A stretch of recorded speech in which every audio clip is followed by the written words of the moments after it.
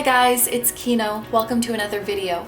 So the topic of today's pick a card reading is actually inspired by a suggestion that was left in the comment section of one of my recent videos. And so today we're going to be looking at what your person's friends and family think of you, or what they will think of you if you have not met them yet. So there's a couple things that I want to clarify before getting into the reading. The first one being that your person can be literally any person that you are thinking of, whether it is a romantic connection or a platonic connection. And also this reading is timeless in the sense that it doesn't matter if you're involved with this person right now or not. It doesn't matter if you've met them yet or not. This can be someone from your past, from your present, or from your future. So for example, you could watch this reading to know what your spouse's family thinks of you, or what your future partner, whom you haven't met yet's family and friends will think of you. You're totally free to use this reading however it will best serve you. And I also wanted to explain why there are so many groups. As you guys know, I would normally do readings with 4, sometimes 3, sometimes 5, but it's kind of rare to do a reading with 6 different groups.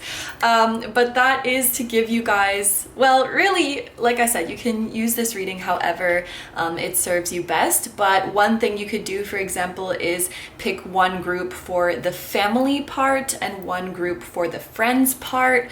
Or if you just want to know, like let's say you're like, I just want to know what my spouse's parents think of me, then like you could pick one group for one parent or one group for the other parent. Or like if there's 3 different friends you want to know about, you can pick 3 different groups, or you can pick one group for all of the friends, like whatever feels best for you. But I wanted to give you guys many different options because obviously we are reading for the feelings of several people. So if you feel drawn to multiple groups, this is definitely not a reading to limit yourself.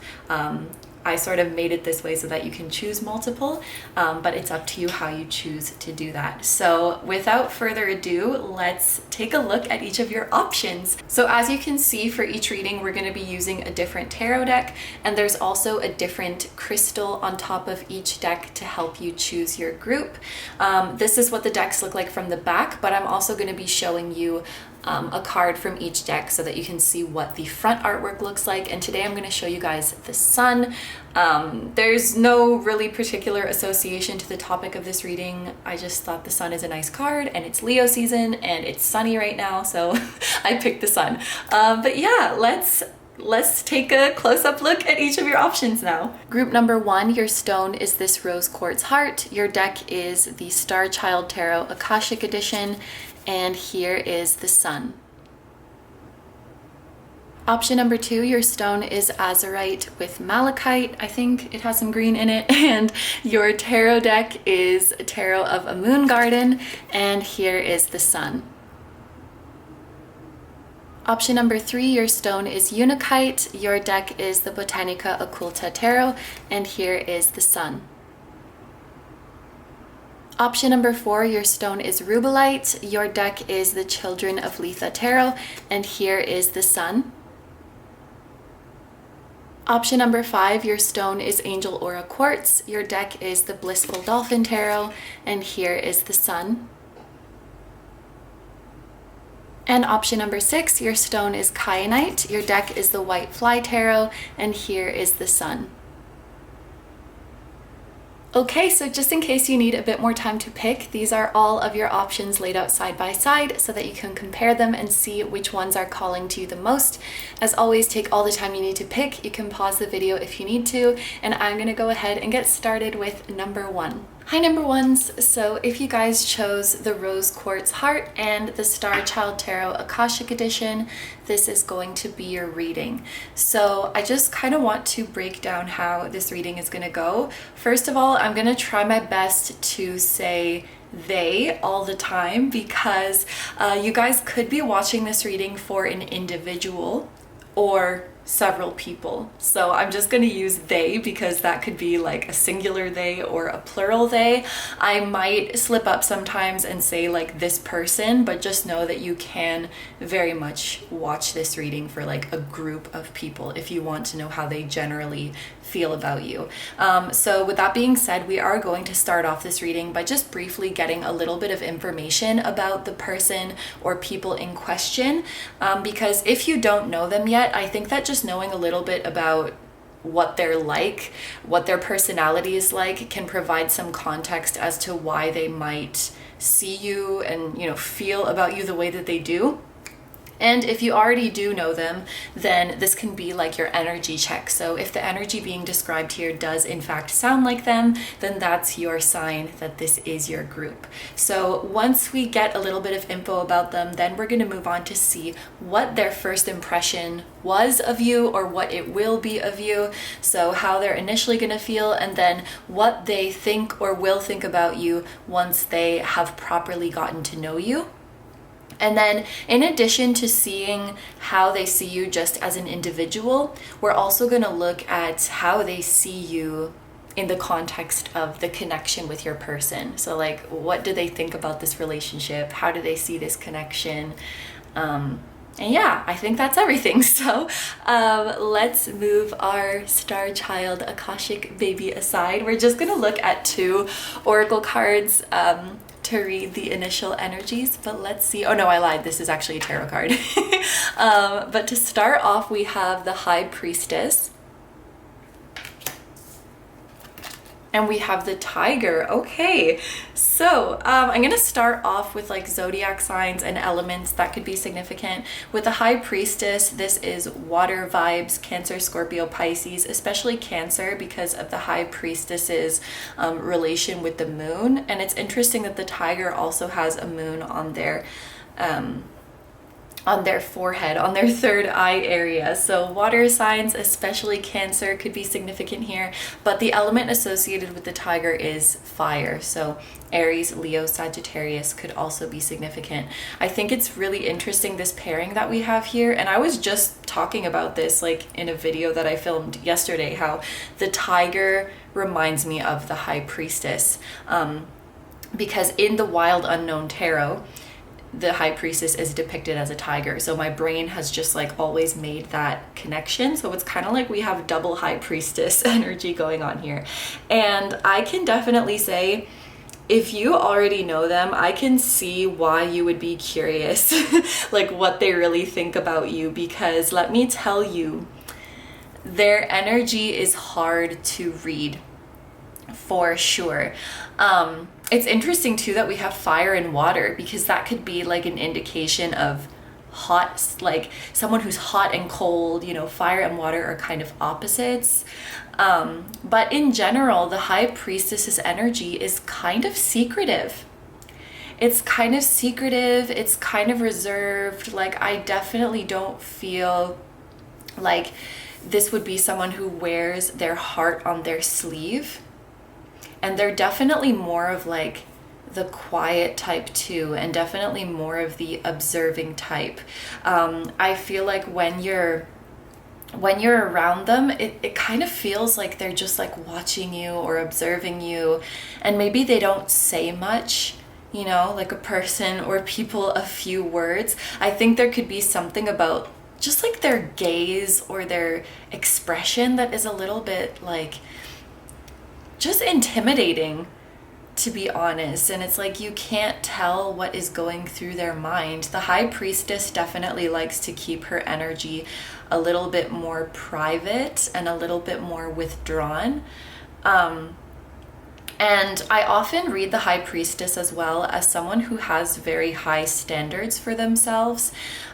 So I do think that they have pretty high standards, and not only for themselves, but for your person, you know, because this is obviously someone who cares about your person and they only want the best for them. And if you're feeling like, oh, they're judging and watching me kind of strictly, I actually think that they are.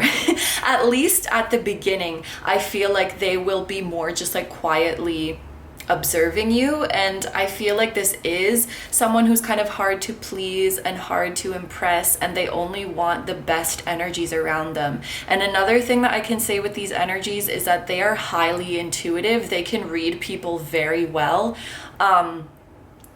Honestly, I can see how they would be kind of like scary or intimidating or like make you nervous. Like, think about if you came face to face with a tiger.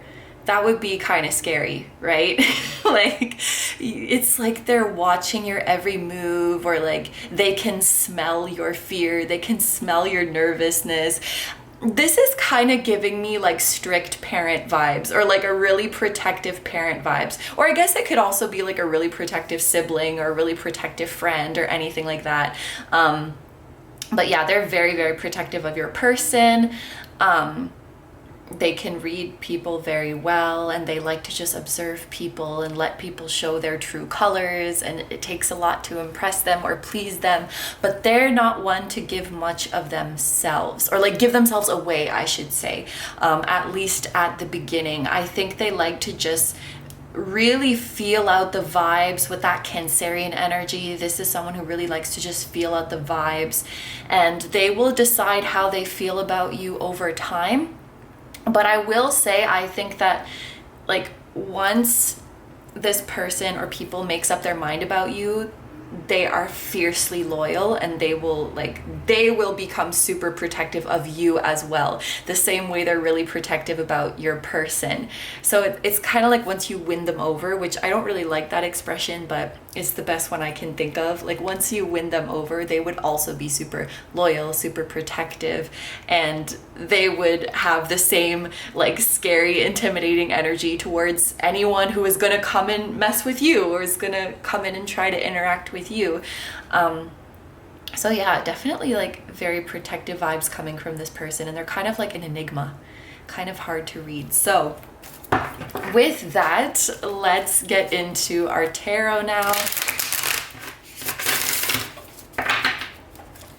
And we're gonna start off by seeing their first impression of you. In addition to that fire-water duality, even like a tiger's stripes. I know it's usually a zebra's stripes we talk about that, like are they white with black stripes or black with white stripes? But it's this feeling of like, I think they give you mixed signals, or they give you mixed feelings. Like sometimes you feel they're being quite nice and warm with you, and then other times you might feel like they're being distant, and it's just hard to know like how they're really feeling. If you've already met them, I feel like your person could even be like reassuring you very often, like, oh, don't worry, they're like that with everyone, it's nothing personal. Like, and honestly, I don't think it's personal. I feel like, and no offense to them, I just feel like it could be like they're difficult to open up, or difficult to warm up to you, or like that's just how they are. And so I want you guys to know, like, if your person has ever reassured you like this, oh no, it's not you, that's just how they are, that is accurate. That's just how this person is. And yeah, I don't know, I am getting the feeling of like an older generation, or like it's either like this person had a tough upbringing, or they come from an older generation where things weren't as easy and they just became a little bit rough around the edges as a result. And that's why they're so fiercely protective of their loved ones too.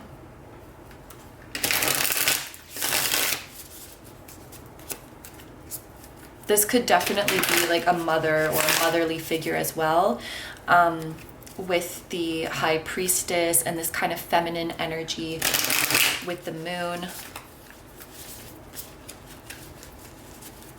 It could also be like a much older sibling. I mean, I'm not here to guess who you're asking about. I'm just, if you are thinking about such a person, that could be a confirmation for you.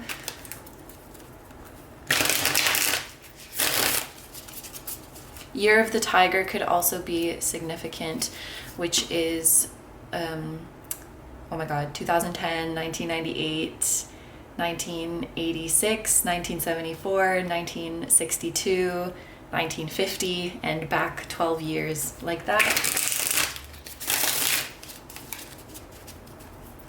I guess you could also move forward. Oh wait, is it Year of the Tiger right now? Yeah, it is, 2022.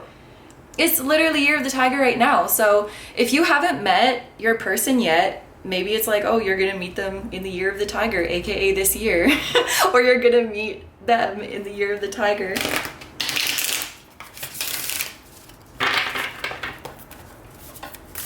Okay, so with that, you know, it's interesting, like, I intended to pull these cards for their first impression of you, and I feel like it's been a long time. How do I say that? Like, from when I decided, like, okay, let's look at the first impression, I feel like a lot of time has passed since then, and like the message is kind of delayed. There's something about that. I would say that they don't really form first impressions, and it makes sense because it's like they understand, like, you cannot judge someone by their cover. You cannot judge someone just by their first meeting. Like the High Priestess and the Tiger's intense gaze and the moon. It's like, I'm not going to judge you just from like how you present on the surface. Like, I need some time to really like look into your soul. The moon is also about fluctuations, right? So this is definitely like someone who understands you could be in one mood or be one way, present one way today and present kind of differently tomorrow. So it's like, I need to collect some data. I need to see you in like different environments and collect some data. And you know, nobody's completely comfortable and completely themselves on their first meeting. At least most people aren't. So it's like, I feel like they're suspending their judgment. They're not gonna like make a judgment about you on the first meeting, and they're just observing. So like, if they met you and then someone asked them right after, like, hey, what did you think about group one? They'd be like, it's too soon to tell. I can't say. But with that being said, let's see what the tarot has to say. I think that's nice though, because it shows that they're really fair, you know? I'm not gonna judge or say anything about your character when I don't know you that well. Like, I'm gonna give you a bit more chance than that.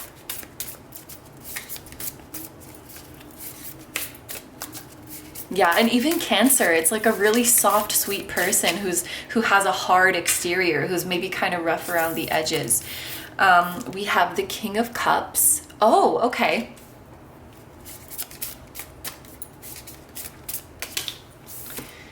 And the Tower. Interesting. Okay. So, one thing that I want to say with the King of Cups, this came through right away, is that they will, right off the bat, find that you are quite mature, that you are quite well-mannered, that you are quite gentle, that you're polite, that you're a nice person. Like, you're coming off as a very nice, gentle, mellow person.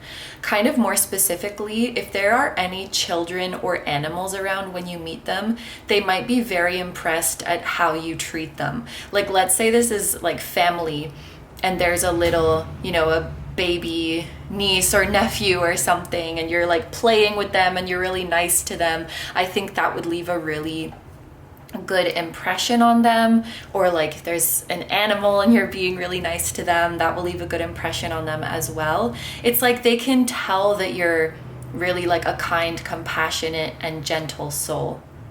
And they might also think that you are wise beyond your years.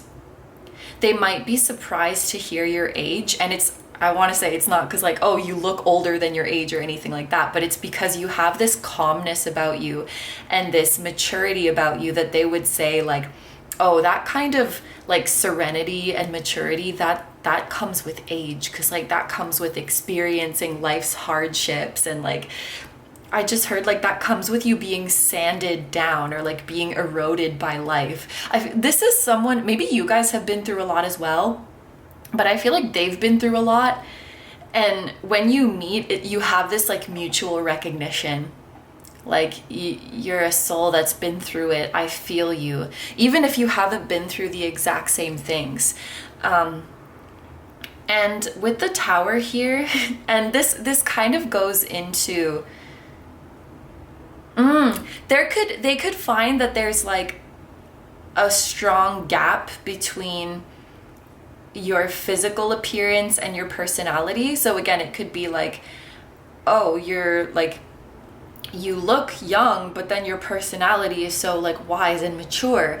Or it could be something like, and this is so generalized, but like, let's say you dress all in black and like you have a bunch of piercings and tattoos, but then you're like really bubbly and sweet. It's like you might kind of break the stereotype of what you look like or what you dress like, or there's some kind of gap that they find interesting. Just looking at these moons, it gives me the feeling of duality and like the meaning of the Tower and the lightning bolts. It's kind of like shocking. There could also be something when you first meet with this like King of Cups and the Tower here. Something might kind of hit the fan when during your first meeting, like there's some kind of hiccup or some kind of accident. It's nothing serious because the Tower in this card is intact. So there's nothing to worry about. But like, for example, I don't know, like a glass gets broken, or yeah, like something breaks, or I don't know. That's the only thing I can think of right now, but it could be other things too.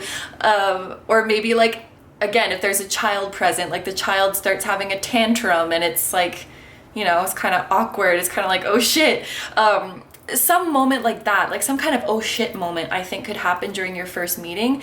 And the way that you stay peaceful and you handle it so gracefully, like maybe you're the one who's able to like calm down the child, or you're the one who's like, okay, everybody like move away, there's broken glass, and like keeps people calm. Like the way you stay calm in the face of that moment, I think could also leave a good impression on them. But another thing I wanted to say with the Tower, and this kind of goes into your connection with your person, I feel like they will see you as being very different from like people that your person has taken home in the past. So like if this is a romantic partner, you could be quite different from the people that they've dated before, like in a good way. I feel like you're more mature, you're more self-aware, you're more wise. And they're kind of feeling like, oh, maybe your person is finally upgraded. Like maybe your person has finally seen the lights and is like finally picked one of the good ones. It's like that kind of feeling.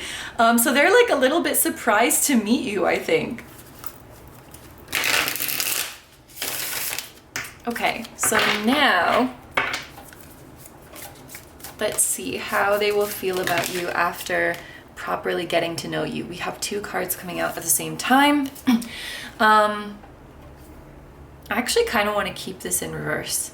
I intended to keep cards in reverse for this reading, but I can't remember if I did that for this part or if I just like flipped it over out of habit, but I'll remember from now on that I wanted to do reversals in this reading.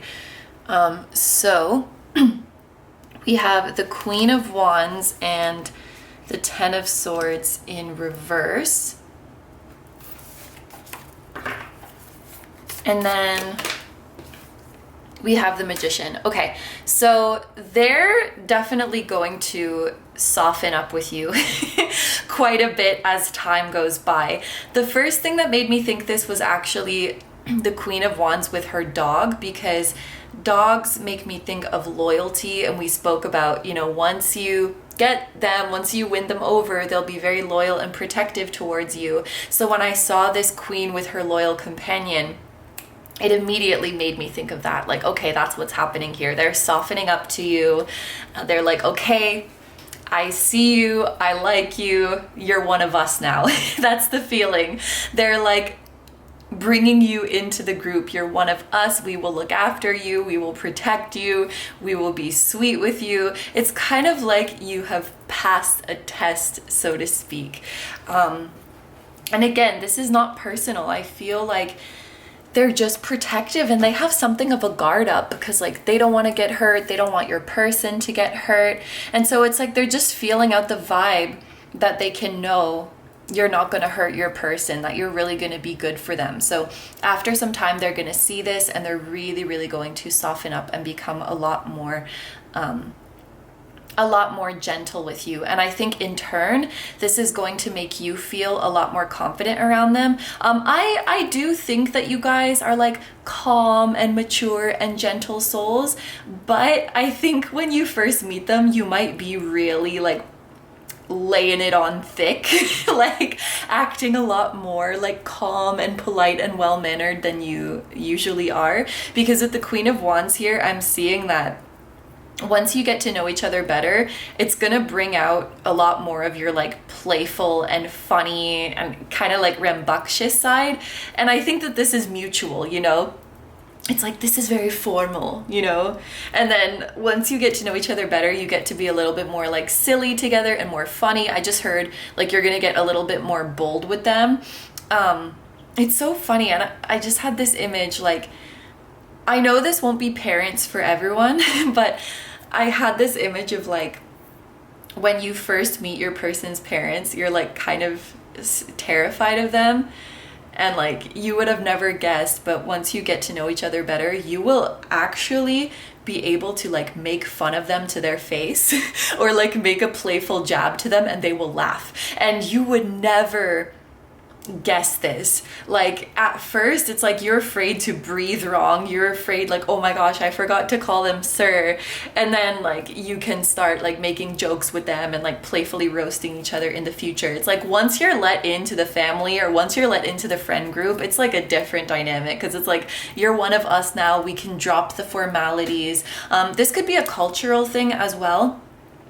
This really is so different from country to country.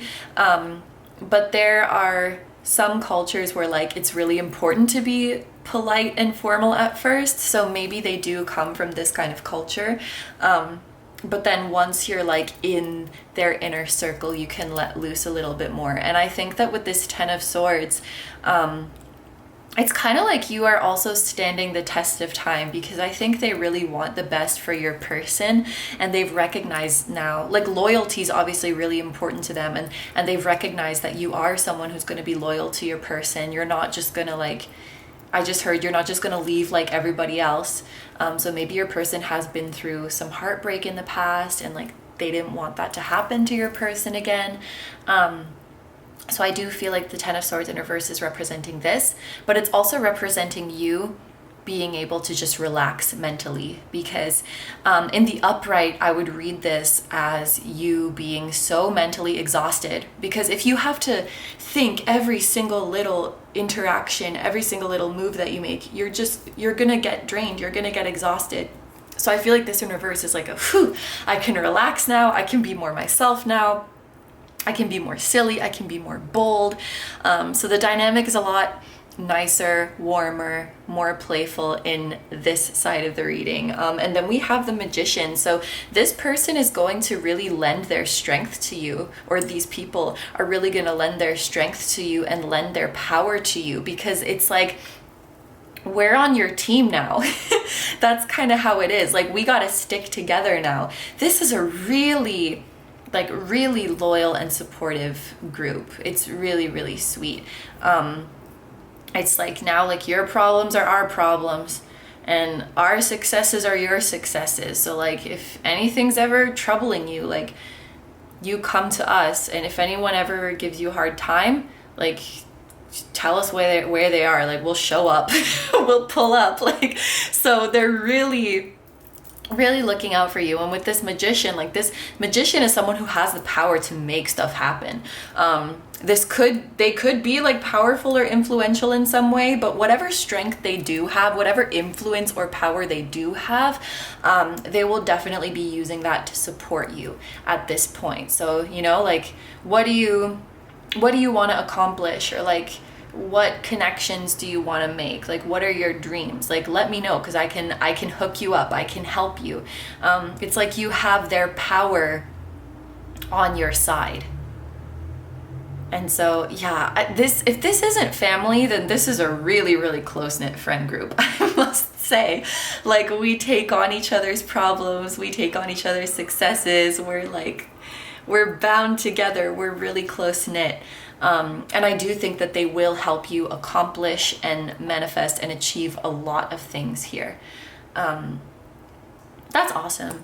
Okay, so now we're gonna finish off the reading with some oracle cards. And so this last part is gonna be more so like how they feel about you and your person together. How do they feel about the relationship? And like what you do for your person and vice versa.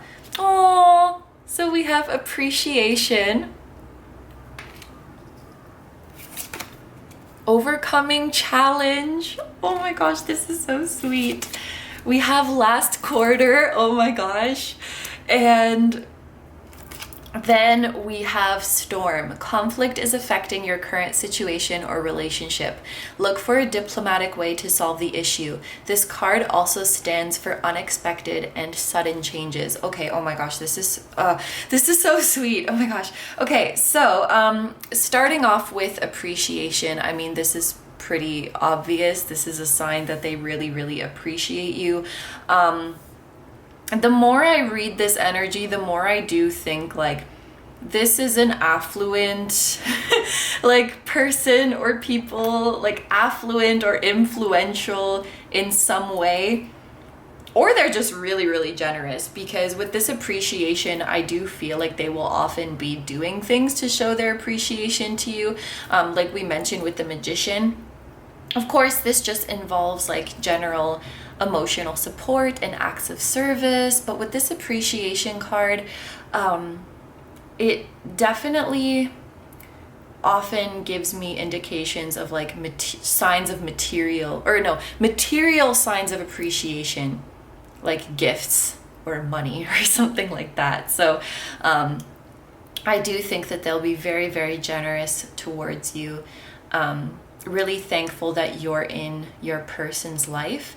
And it's kind of funny because it's like ever since you came into your person's life, they've actually become more independent and more empowered, which I don't know if you would call that ironic, but it's like you're in an interdependent relationship with your person, but then that also makes them stronger when they go out on their own. It also empowers them to go out and do their own thing. And I think they would say, I've really seen a change in your person since you guys have been in each other's lives, since you guys have been together.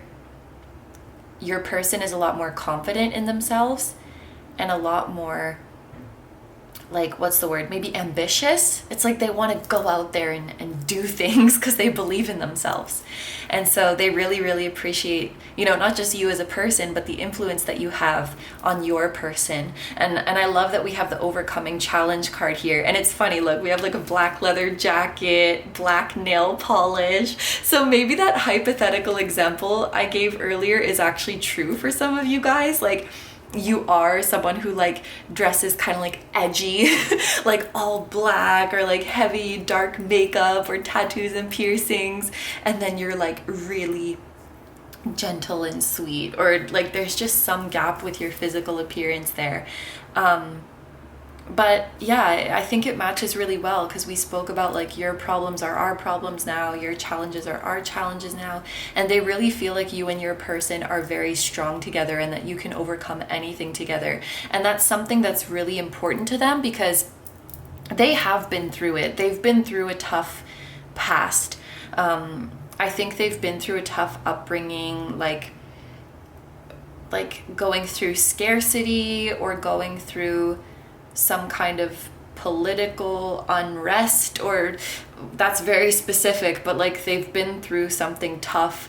And so being able to weather storms together is so important to them because they're like, any person's life, if you're living on this earth, you are going to come up against challenges. And what we don't need, what your person doesn't need, is someone who's gonna like jump ship at the first sign of a storm, because life is tough and we need to stick together. That's like their motto. And I think that they've seen people come and go from your person's life who were fair weather friends, or who were like shallow, or who, you know, the second things got tough, they just like ran away. So they're looking for that like loyalty, that commitment, and I think that they really see that in you, and they're really happy that your person has found you. And there's that feeling of like your person finally got it right, or like your person finally found someone good. That's really sweet. And then I also thought it was so sweet when we saw the last quarter here, because this is when the moon is waning, so it means things are coming to a close and things are like settling down. When the moon is waxing, that's when you're like out there and doing a bunch of new things. When the moon is waning, that's when you're settling down, and like there's a feeling of like, okay, this is it. And when I saw this, I thought of like, they really see you as someone that your person could settle down with. Like this could really be it. This could really be like, we can relax now. Oh, it's like the same way when you get to know each other, the same way you feel like, okay, I can relax now. Like they're feeling that too. Like we can relax now, or I can relax now, because your person has like found someone of quality. Aww. Okay, so, and then, yeah, I think that I've spoken about this storm already. This is like being able to weather storms, being able to go through conflict. One thing that's also quite interesting, that I think should be mentioned, when you and your person, if you ever come up to some kind of conflict, like even though they might be your person's family, or even though they might have known your person for longer than they've known you, if you have a conflict, they're not going to automatically take your person's side. They're gonna look at the situation objectively, and if they think that you're in the right in that situation, then they're going to support you. I feel like more often than not, the conflicts that you have with your person are not going to be like someone's in the right and someone's in the wrong, but just like miscommunications, or unintentionally hurting each other, or conflict because of external factors out of your control. In most cases, they'll be able to be on both of your sides, but when it's like a you versus me type of conflict, because that does happen sometimes, just know that they're not going to automatically side with your person just because they've known them longer, or like just because they're related to them or something like that. It's almost like they're equally as loyal to you, which is really nice, and I think that's really like remarkable. Yeah, so group number 1, I gotta say, I just liked this energy more and more the more I read into it. I started off a little bit like, I don't know, but then as we got through the energies, I just liked it more and more. So anyway, these are all the messages I have for you guys, so I'm going to end your reading here. Thank you very, very much for letting me do this reading for you. I hope you have a wonderful day or night whenever you're watching, and I wish you all the best. Please take good care of yourself, stay healthy. Don't forget to like, comment, and subscribe if you feel like doing that, and you can also follow me on Instagram, where I post regular pick a card readings. That will be linked in the description as well as in the pinned comment. And I also have a music channel. The song that you guys heard at the start of this video was an original song, so if you're interested in listening to the full version of that song, or any of my other ones, the music channel will be linked down below as well. Group number 1, I'm sending you guys so much love to your person, much love to your person's person or people, to all of you, and to your spiritual teams as well. Once again, thank you so much for being here. I truly appreciate your support, and I will see you guys in the next one. Bye bye. Hi number 2s, so if you guys chose the Azurite and Malachite and the Moon Garden Tarot, this is going to be a reading. This is the first reading that I'm using this deck, and I'm really, really excited. But just before we get into it, I want to quickly explain how this reading is going to go. First of all, I will be trying to say they as much as possible, because you could be asking about an individual, or you could be asking about a group of people, like a family or a friend group. So I'm going to try to say they, because that can be, of course, like a singular they or a plural they. At sometimes I might slip up and say this person, but just know that you can very much be watching this group for multiple people. So yeah, we're gonna start off by just getting some information about the person or people in question, because if you don't know them yet, then I think knowing a little bit about what they're like and their personality can give you some context as to why they might feel the way they do about you. And if you do already know them, then this part of the reading is like an energy check, because if the energy being described does sound like them, then that's your indication that this is in fact your group. So once we get a little bit of info on them, then we are going to see what their first impression was of you, or what it will be of you if you haven't met them yet, and then how they see you, or how they will see you once they've properly gotten to know you.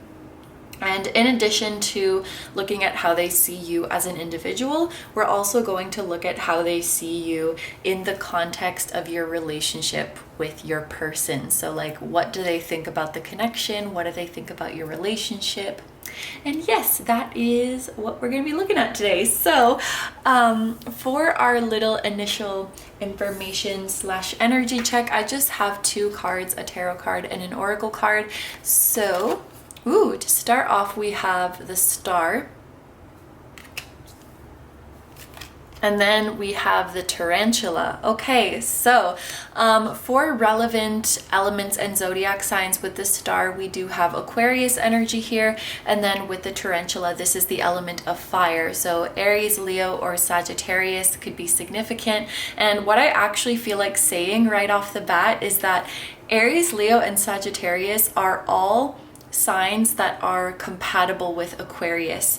So, well, maybe Leo and Aquarius are sister signs, so it may be a little bit, you know, opposites attract kind of situation, but fire and air signs are generally compatible with each other, and I actually think that this is saying something about your relationship to them. I think that you're actually going to be quite compatible with them. When I flipped over the Star card, I was immediately drawn to the what would you call it? The all-encompassing green color throughout the whole card. It immediately made me think of the heart chakra and the heart space, and that already gave me really, really good vibes. And okay, this is a little bit of a stretch, but hear me out. We have the number 17 on the Star card, which that feels like a very auspicious number already, but it reduces to 8. So we have an 8 here, and then we have a tarantula that has 8 legs. So it's kind of like we have 88 here, or repeating 8s. And that's giving me really good vibes. I definitely think that you're gonna get along quite well with them. This is like your kind of person, or your kind of people. Like if there's a particular group, a particular type of person that you guys get along with, this is them. I feel like this is your tribe. And it's really interesting because the Star often makes me think of soul family. And Tarantula is a card that talks about like our life purpose or our divine purpose. So you and them coming together could actually be a fated event, or you could belong to the same soul group, whether that is a very tight, closely knit soul group or just a larger soul group that is here on Earth. I feel like you just get each other. I feel like you're just on the same wavelength. I feel like when you meet them, you're just, first of all, they're so authentic, they're so genuine, they're so sincere. I just heard like almost to a fault. Like they do not put on any fronts. If they like you, they're gonna be really nice to you. If they don't like you, they're gonna be polite, but like let's just say they don't go out of their way to flatter or people please or kiss up to people that they don't like. They just really keep it real. And they're really down to earth like that. And I just feel like you're gonna like each other right off the bat. And it's kind of like you're gonna skip that initial stage of like formalities and niceties and being nervous around each other. And you're just immediately going to be very, very comfortable around each other, which is awesome. I feel like your person is gonna be really relieved about that as well. Cause like, your person loves you and your person loves them and just wants you guys to get along, and it's like you're immediately going to click, if I can put it succinctly. You're immediately going to click and just be on the same wavelength. We do have on the star, this person is like pouring out a vase or whatever you call it, and this makes me think of like sharing your emotions, sharing what's inside of you. If I think of the Moonology oracle cards that I often use, the Aquarius cards say bring love into the situation and show the world the real you. So it's like right off the bat you're just being authentic with each other, and I think that you do have a lot in common with them. I think that you guys are quite similar. I think that you could have shared interests that makes it really easy for you guys to bond. And I also think that you kind of have similar life purposes, and your life purposes might kind of collide. Oh my gosh, I'm not wearing my accessories. Your life purposes might kind of like collide to some kind of joint mission or some kind of collaboration, which is really, really cool. But when I say that you have a lot in common with them, this is not just like broad surface level things, you know? It's not just like, oh, I'm an introvert and you're an introvert. I like dogs and you like dogs. Like with the star here, with that Aquarian energy here, and even with the tarantula, I'm getting like down to every last little hair and like down to the weird quirks of you and like your very niche interest. It's like you have something in common that is quite like niche or quite specific that you can't help but feel like this is a synchronicity, you know? Like, I don't know how many people would be like, oh my gosh, we both like dogs. That's such a cool synchronicity. Like, we must be soul family. It's like, it's something more specific than that. It's like something really obscure that you guys are both into. It could even be something like spiritual or esoteric, like an experience that you and them have both had, something that your person doesn't get. And I just had this image of you and them being introduced, and you know, your person was so worried if you guys are gonna get along, but then it's like you immediately bond over something specific and you get into such enthusiastic talk about it that your person is now the one that seems like a third wheel, which I think is kind of funny. Like your person is just sitting there like, I don't know anything about this. Like, but at the same time, your person is happy at how like enthusiastically you're talking together. But yeah, this is a really nice person, really down to earth, really genuine, really authentic. And I just feel this mutual happiness. Like your person is happy that you're getting along, and they're happy that your person has you, and you're happy that your person has them. It's just a really, really nice vibe. I will say I'm getting more of like a friends vibe from this group, although this can certainly be family as well. But yeah, that's kind of the general energy that I'm getting. There could be something about this person's style or aesthetic, or people's style or aesthetic that you really like. Like you could really like their makeup, or really like how they dress, or like you think they're really cool in some way, like you look up to them. You know, Aquarius is kind of like that, what is it called? Cutting edge, innovative, cool. I feel like they're like ahead of the trend. They're different. They're not like other girls. You know, they're just like, they're just built differently. And even tarantula gives me that vibe, because tarantula is like an unconventional pet. So I'm like, ooh, you're different, but like in a cool way, you know? Not in an annoying way where they're like, oh, look at me, I'm so different. Anyway, let's get into the tarot now.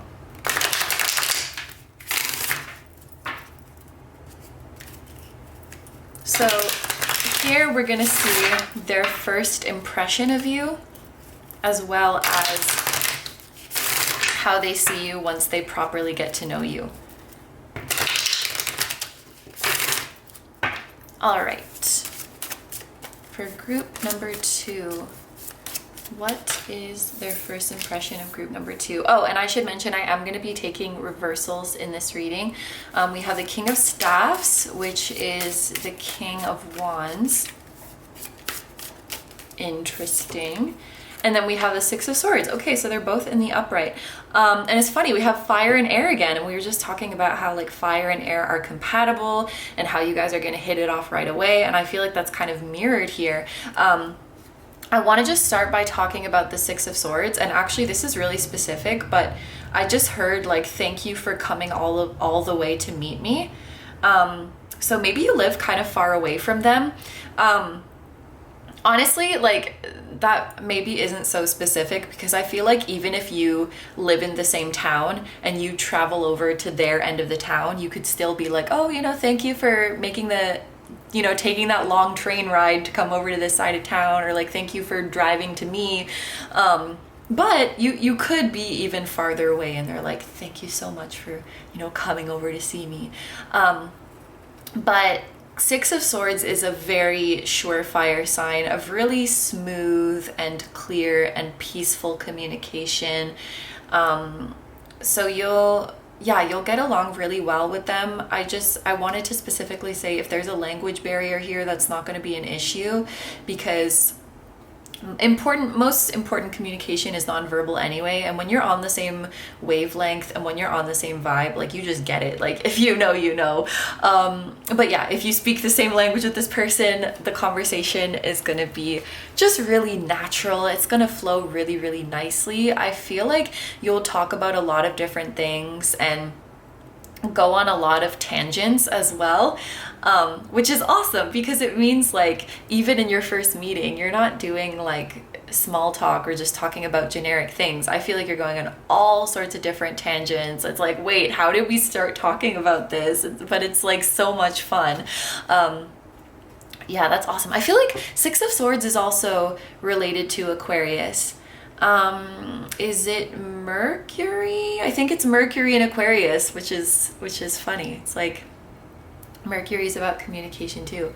And 6, the number 6, it's like balance, harmony. So like you're both equally contributing to the conversation. I feel like there's nothing more awkward than like when you're in a conversation with someone and like you're the one who has to keep asking the questions. Well, not awkward, but well, yes, but just like it's hard. Like I was a one-on-one English teacher for many years, and it's so like, come on, give me something. Well, that makes sense because English is not their first language, so it's harder for them to like initiate conversation. But like imagine you're on a first date with someone and you are the one who has to come up with all the topics to talk about, and like they're not really contributing anything. That's freaking, it's annoying. It's like nerve-wracking. So anyway, all of that to say, all of that long-winded stuff to say, it's going to be very reciprocated here. You know, like you're asking them questions, they're asking you questions. I think that's why, you know, the Six of Swords and the star beings are like facing each other. And like your Aquarius vibes are coming together. I don't know if you guys are actually Aquarius. Maybe you're like the same sign as this person, or like you're a really compatible sign, or with these people, you're like a really compatible sign with them, but the vibes are vibing, the wavelengths are waving. Yeah. Anyway, you guys get it. With the King of Wands here as well, they kind of get badass energy from you, and maybe the feelings are mutual, because I was picking up earlier that you find them to be really cool. So now with this King of Wands here, they find you to be really cool as well. I think something that they really admire about you is your passion. Like your passion for what you do, or like your passion for your interests. You could have a talent, a specific talent or skill that really impresses them, or they could be very impressed by what you do for a living or what you're currently studying. I think that they're gonna find you to be like quite cultured in some way, or quite educated in some way, whether that is book smarts or street smarts, it doesn't matter. But I think they are going to find you like quite intelligent, quite capable, and quite admirable, and it's like they're really impressed with how far you've come in life, and they feel like you have a really promising future, and they're very excited for you, and they're very happy for you. One thing that's kind of coming up is like there might be a little concern in the back of their mind, like how committed you are to your person, or like if the relationship is going to last. There might, I don't know, maybe for some of you it's like they kind of get a free spirit vibe from you, which there's absolutely, obviously there's nothing wrong with being a free spirit, that's like a compliment, but then they're like, I don't know if like group 2 is like gonna settle down with your person, or like if they're really committed to them. Not because you're a player or something like that, but maybe it's like you have such a big life ahead of you, you have so many things to experience. Maybe it's like, maybe you're long distance with this person and they're worried about that, because there's that feeling of like you going over to see them and they're really grateful that they could meet you, but at the same time they're worried about the distance, or like they're worried about events in the future that would bring you apart physically. I guess it's not like they're worried that you're gonna dump them or you're gonna leave them, but kind of worried that like you will grow in different directions, or like you will outgrow your person, or like life might bring you guys apart. There is kind of something like that I feel like is in the back of their mind. But let's see what they think about you and how they see you after some time.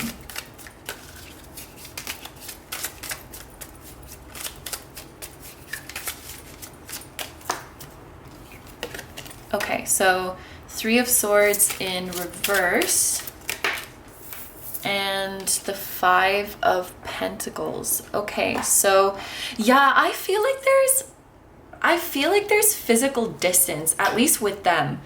Even if there's not physical distance with your person, I feel like there's distance with them, or like you guys don't get to see each other very much, because the 5 of Pentacles means that they miss you.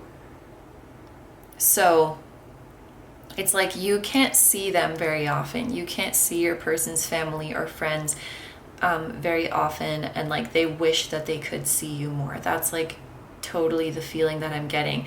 With the 3 of Swords in reverse, the feeling that I'm getting from this is relief.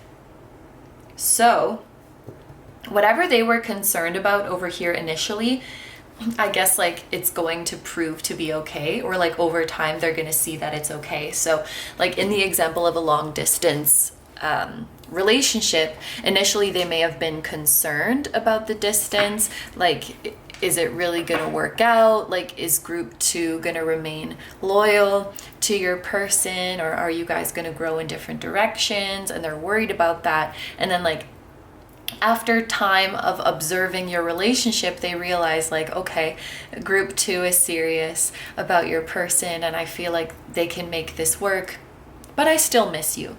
So it becomes like, it's less about like being nervous about the connection or being worried about the connection, and it's more just like a sad and lonely kind of feeling, like I wish we could be together more. This is more circumstantial, their thoughts towards you. So I think that how they feel about you as a person is really like solidified here. Like it's really like you just click right away, you take a liking to each other right away, and you're so authentic with each other from the get-go that it's like the version of yourselves that you show each other from the start is the version of yourselves that you will keep getting, and that you will grow closer with. Yeah, like you guys are amazingly compatible, and I see you becoming really, really close with them. So now let's take a look at these final oracle cards. So this part of the reading is going to be more so like what they think about your connection with your person, what they think about the relationship, and like how you are for each other kind of thing. So we have man holding a coin. Okay, we have someone new. 9, and past life relationship. Your souls know each other from previous lifetimes and you have been with this person together before. There's an instant attraction and recognition on a soul level. Okay, yeah. There's just such strong soul family vibes going on in this group, like both with your person and both with them as well. And now I'm kind of wondering, like, maybe they, or if this is a group of people, like there's someone who is spiritual, or like if this is just one person, they are spiritual and like they feel that there's a spiritual connection here. They feel a spiritual connection with you, and they feel that a spiritual connection exists between you and your person. It's like when they observe you together with your person, they're like, there's something special here. Like, this is soulmates if I've ever seen it. And they're like really excited by that energy. And I really like 9 here as well, because 9 has this very well-rounded, very contented, very fulfilled kind of energy. And it can also represent completion, especially with this image here. I just see something that is very well balanced and whole and complete. And so I feel like from their perspective, you really check off all the boxes of like what they would want for your person. It's like they couldn't think of someone better for your person. It's like a match made in heaven. That's how I read these two together. And I kind of giggled when this man holding a coin came out. We see, like holding on to a coin. I feel like they would have a conversation with your person, like hold on to group 2. Hold on to them. They're a keeper. Like, don't let them go. I'm thinking of 4 of Pentacles kind of vibes, like, because the 4 of Pentacles guy is also like clutching onto his coins, and the number 4 gives this feeling of like something that was destiny, something that's divine order. I feel like they see your encounter with your person as fate, and so they say to your person, don't let them go. Don't let this person go. They're perfect for you. I feel such a strong connection between you guys. And yeah, it's like with this someone new and past life relationship, I feel like there's just an emphasis of this feeling coming through right from the get-go. Like, even when you are a new face in their life, even at the first meeting, they're like, okay, yeah, there's something really important with this person. And when I just picked up this card, my eyes went to the flamingos, and you know, flamingos standing on one leg. It's this feeling of being like in the in-between. I believe it's in the Wisdom of the Oracle by Colette Baron Reed. There's a flamingo card, and it says, it either says in between or embrace the in between, but it's that, or no, it says between two worlds. Sorry, completely different. But it says between two worlds, and the card is about embracing the in between. And actually, I think it's Colette Baron Reed's Spirit Animal deck where the flamingo says embrace the in between. But anyway, that is the symbolism of the flamingo. So when you meet them, you might kind of be at a crossroads in your life, or things are kind of up in the air of like where you're going to end up or what you're going to end up doing. And while they're really excited for you and the potential of your future and the directions that you can go in, that's probably why there's that feeling of nervousness. Like, because maybe your life isn't completely settled yet, or your person's life isn't completely settled yet. Things are up in the air. You are in this kind of in-between phase of your life. I don't know, this is just a hypothetical example, but like, let's say you met your person in college. And so like, yeah, you're classmates right now, but like what happens when you graduate and you both get job offers and you're like moving across the country? Like, what happens then? There's a feeling of you like you still haven't cemented your life plans yet, or your person still hasn't cemented your life plans yet. And that makes them kind of uneasy because they're like, oh, what's going to happen with this relationship? And no matter where the winds of life take you, I do feel like as long as you and your person both want this connection, it's going to be okay. And that's going to be a relief to them, like when they see you guys working it out no matter what, but they just kind of miss you. So I feel like there's some kind of like long distance situation here, or like maybe you're just really busy and you don't like physically see each other that much. Because there is a little bit of that sadness there, like I want to see you more. Or like you and your person wish that you could see each other more. But you know a keeper when you see one, and so I feel like it's worth it. You know, this kind of instant connection, this kind of spiritual connection, this kind of checking all the boxes, that doesn't come around often. So even if there's some 3D bumps in the road, it's worth it, you know? And actually, oh my gosh, I didn't see this before, but like when 3 and 5 cards come out together, it brings to my attention the duality of like 3D versus 5D. And so like with the 3 being turned upside down, it's like things in the 3D might feel like turned upside down sometimes, or they might be uncertain, but upright, your 5D connection is like rock solid, and that's why you can overcome anything. Well, and also because you choose to. But yeah, this is a really, really sweet energy, really, really positive connection. So I'm very happy to see this. But group number 2, these are all the messages I have for you, so I'm going to end your reading here. Thank you very, very much for letting me do this reading for you. I hope you have a wonderful day or night whenever you're watching, and I wish you all the best. Please take good care of yourself, stay healthy, don't forget to like, comment, and subscribe if you feel like doing that, and you can also follow me on Instagram, where I regularly post pick a card readings. That will be linked in the description as well as in the pinned comment. And I have a music channel. The song that you guys heard at the very start of this video was an original song, so if you're interested in listening to the full version of that song or any of my other ones, the music channel will be linked down below for you as well. Group number 2s, I am sending so much love to you, to your person, to this person or people, and to your spiritual teams. Once again, thank you so much for being here. I truly appreciate your support, and I will see you guys in the next one. Bye bye! Hi number 3s, so if you guys chose the Unakite and the Botanica Oculta Tarot, this is going to be your reading. So very quickly, I just want to explain how this reading is gonna go. Wait, I have to put this stand because our Unakite is jiggling. Okay, so first of all, I'm going to try my best to consistently say they in this reading, because you could be asking about an individual or a group, such as a family or a friend group. So of course they could refer to both the individual they or the plural they. I might slip up sometimes and say this person, but just know that you can very much be asking about several people within this reading.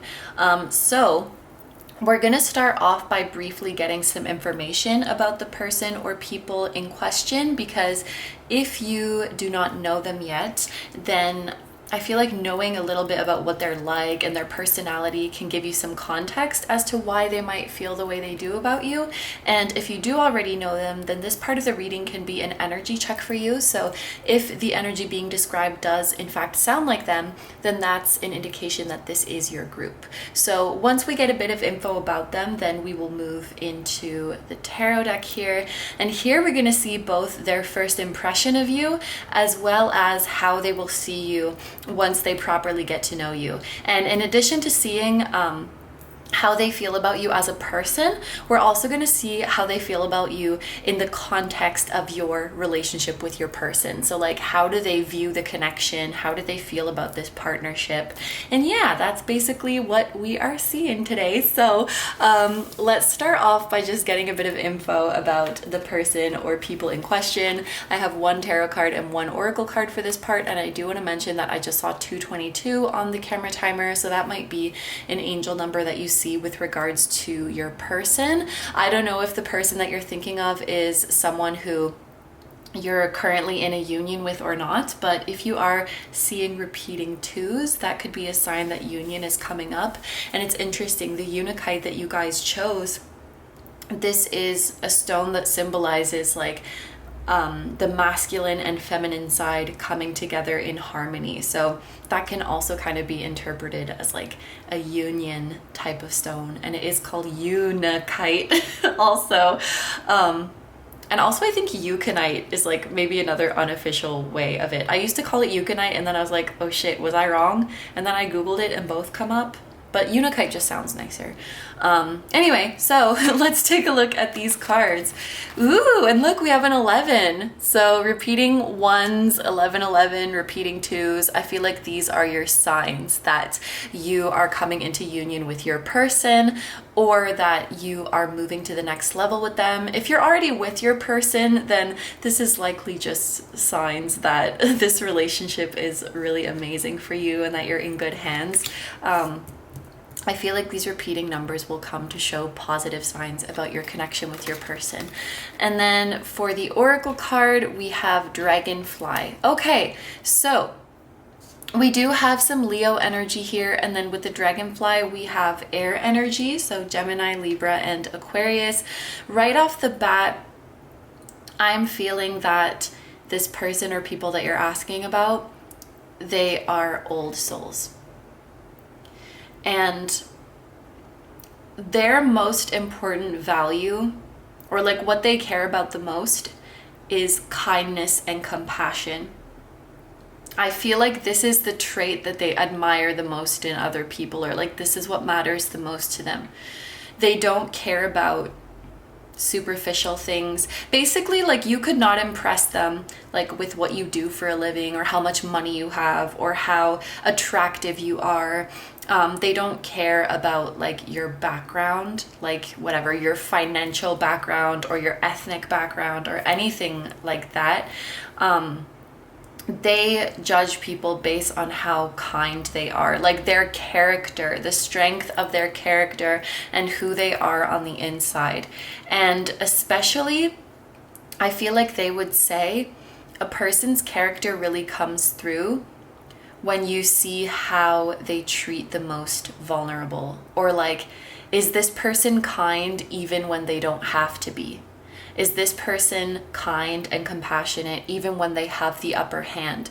Do they show mercy? Do they show gentleness?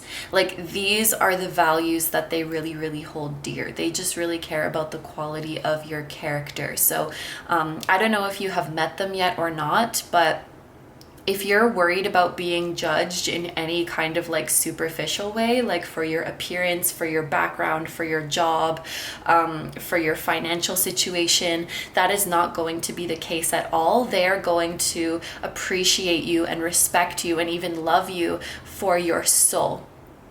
That is what really matters to them, who you are on the inside, because all of those other things fade away, you know, like looks fade, money is not permanent, but who you are as a soul, that can never be taken away from you. So that's what they're really going to be looking at. And with that being said, I feel like they have quite a diverse social circle. Like, they have a social circle that includes people of all walks of life, because kind souls come in all shapes and sizes, and they come of all backgrounds and all ages.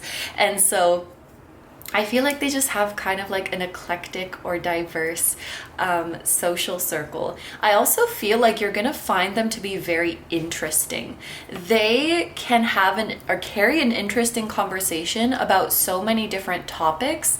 And I feel like if this is a group of people, this group could be very diverse in itself, you know? Like, there's just so many different experiences and so many different things to learn, and whenever you talk to them, it really feels like a learning experience, and it really feels like you're coming away with some kind of value. I feel like you could listen to them talk forever, because they just have so many wise insights. They have so many amazing stories to tell, and I think you can really see that they are a beautiful, kind, and gentle soul. This is a really beautiful energy. There is something else that I wanted to say. Oh yes, that I think that you're going to respect them very much, and that they're gonna make you want to be a better person. And that's like very interesting. There's an emphasis there that when you meet them, it's less about like, oh, I want to impress them, I want to make them like me. You come out of it like, wow, they've really inspired me to become a better person. It's almost like your ego is removed from the situation. You're like, I just want to work on my soul. I just want to become better. It's like you don't care about impressing anyone or proving anything to anyone. You just want to like get in touch with your soul and develop your soul. So I feel very like genuine and very pure energy coming from them, and just like really old wise soul energy is coming through from them. And oh my gosh, this is so sweet. Okay, I feel like your person and them go way, way back. So I feel like this is either family or like really, really old friend or old friends, because I feel like the way you feel about them is quite similar to the way you feel about your person. Like you have a lot of love and respect and admiration for your person.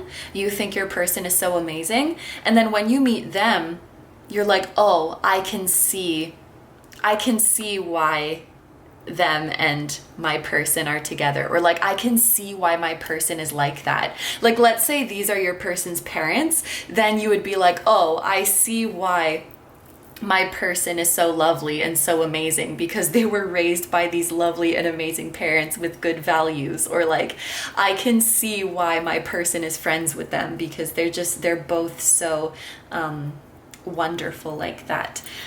Yeah, I think that this is all I'm going to read for now. But let's get into the tarot now. Of course, I'm going to be like referring back to these throughout the reading, but I feel like it's time to move on and pull some other cards. I think you just feel really warm and calm when you're around them. Even if you're nervous to meet them, they would immediately put you at ease.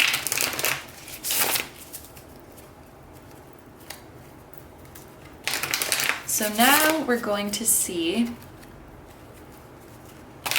also it's like they're very laid back.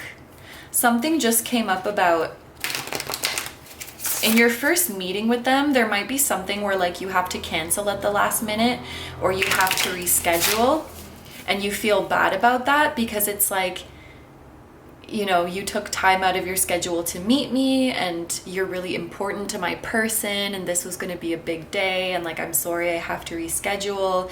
And there's something about them being like really, really understanding about that. It's like they're just really gentle with you from the get-go.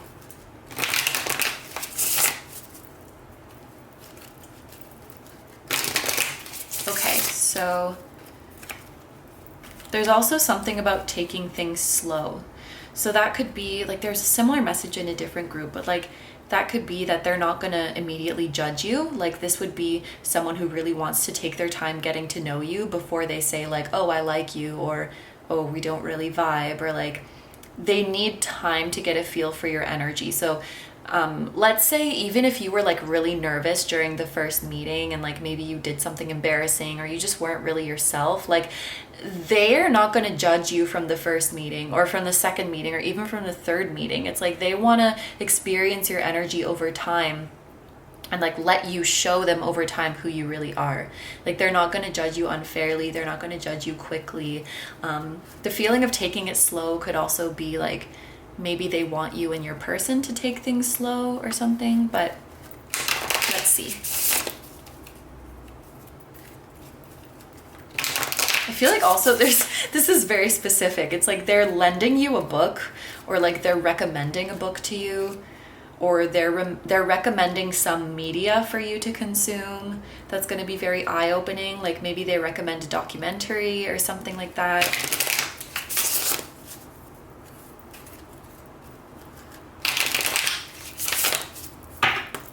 Okay, so, oh, and I should mention I am taking reversals for this reading. So, group number 3, and it came out sideways. Okay, that's upright. So we have the Tower. That came out in group number 1 as well. And that was also the group that had that message of like, they're not going to judge you right away. They're going to take their time. So I don't know if you guys, maybe you're coming from group 1, in which case, hello, welcome back. But if you were also drawn to group number 1, or like you were kind of considering, maybe there's messages in there for you as well.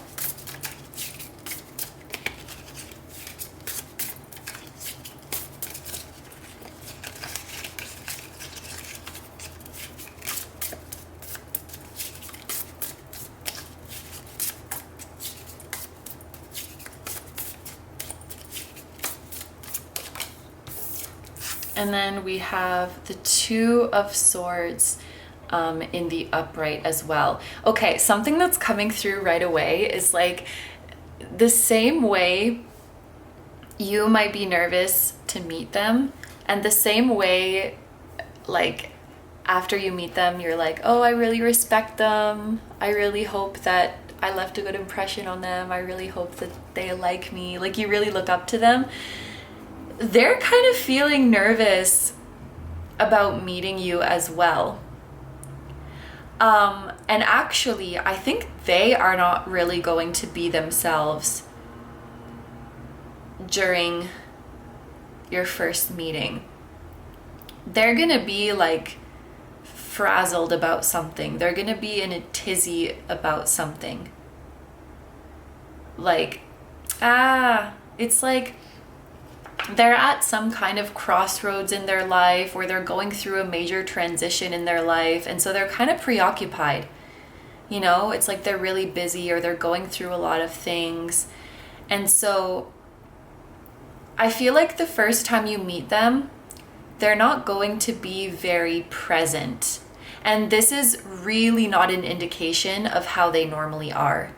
Like you're seeing a version of them that they're really not themselves, because it's like they're going through some major transition or even some kind of like crisis in their life, and it's like, I don't know, it feels like bad timing for some reason. And I'm just thinking about that previous message of like rescheduling. It's like you feel bad for rescheduling. It's like if we had met on the original day, things would have been better. And then they feel bad that they weren't themselves when you guys met. I feel like you're kind of leaving the first meeting and you're both feeling anxious about the way it went. Like it just doesn't feel like a very nice energy or a very nice way to introduce each other. You will meet again, so maybe that really nice energy that we were reading at the start is like actually later on. But I feel like after the first meeting, you're both kind of walking away feeling bad about the way it went and like feeling worried if you left a good impression on each other. You're worried if you left a good impression on them. They're worried like, oh, I feel bad. I know I wasn't myself. I know I wasn't present. I'm just looking at the swords. It kind of looks like they're facing away from each other. You will get a do-over, of course, but I just feel like you're gonna be anxious about the way things turned out after the first time. But with that being said, I feel like they're not gonna be forming any opinions of you during that time, because they just understand like it wasn't good circumstances, or like the vibe was off in some way. And then just with the way that they are, like they want to get to know you over time. So it's easier said than done, but like don't feel bad about the way that things turned out. If this meeting already happened and you're like nervous about it, don't feel bad, because they haven't formed any kind of negative opinion about you because of it. They like don't judge you at all from it. They were going through their own stuff, and if they seemed like distant, or if they seemed kind of like short with you or something like that, it's because they were preoccupied. It's just like a timing thing. It's just a circumstances thing. And they do want to like turn over a fresh leaf with you, I think is the expression, or like have a proper good like introduction with you. Actually, let me just pull one more on this side to see. Yeah, we have the Three of Cups. So the next time you see them, it's gonna be, we have 2 and 3 here. So maybe like the first couple times you meet them, the energy's kind of off, just because of like the phase of life they're in or what they're dealing with. But around the third time's a charm, you know, as they say, things are going to be a lot more lighthearted. Things are going to be a lot more lighthearted. And the 3 of Cups indicates like a celebration, and it can also indicate like an event with a bunch of people. So I feel like maybe it's like they're celebrating that this stressful situation has come to an end.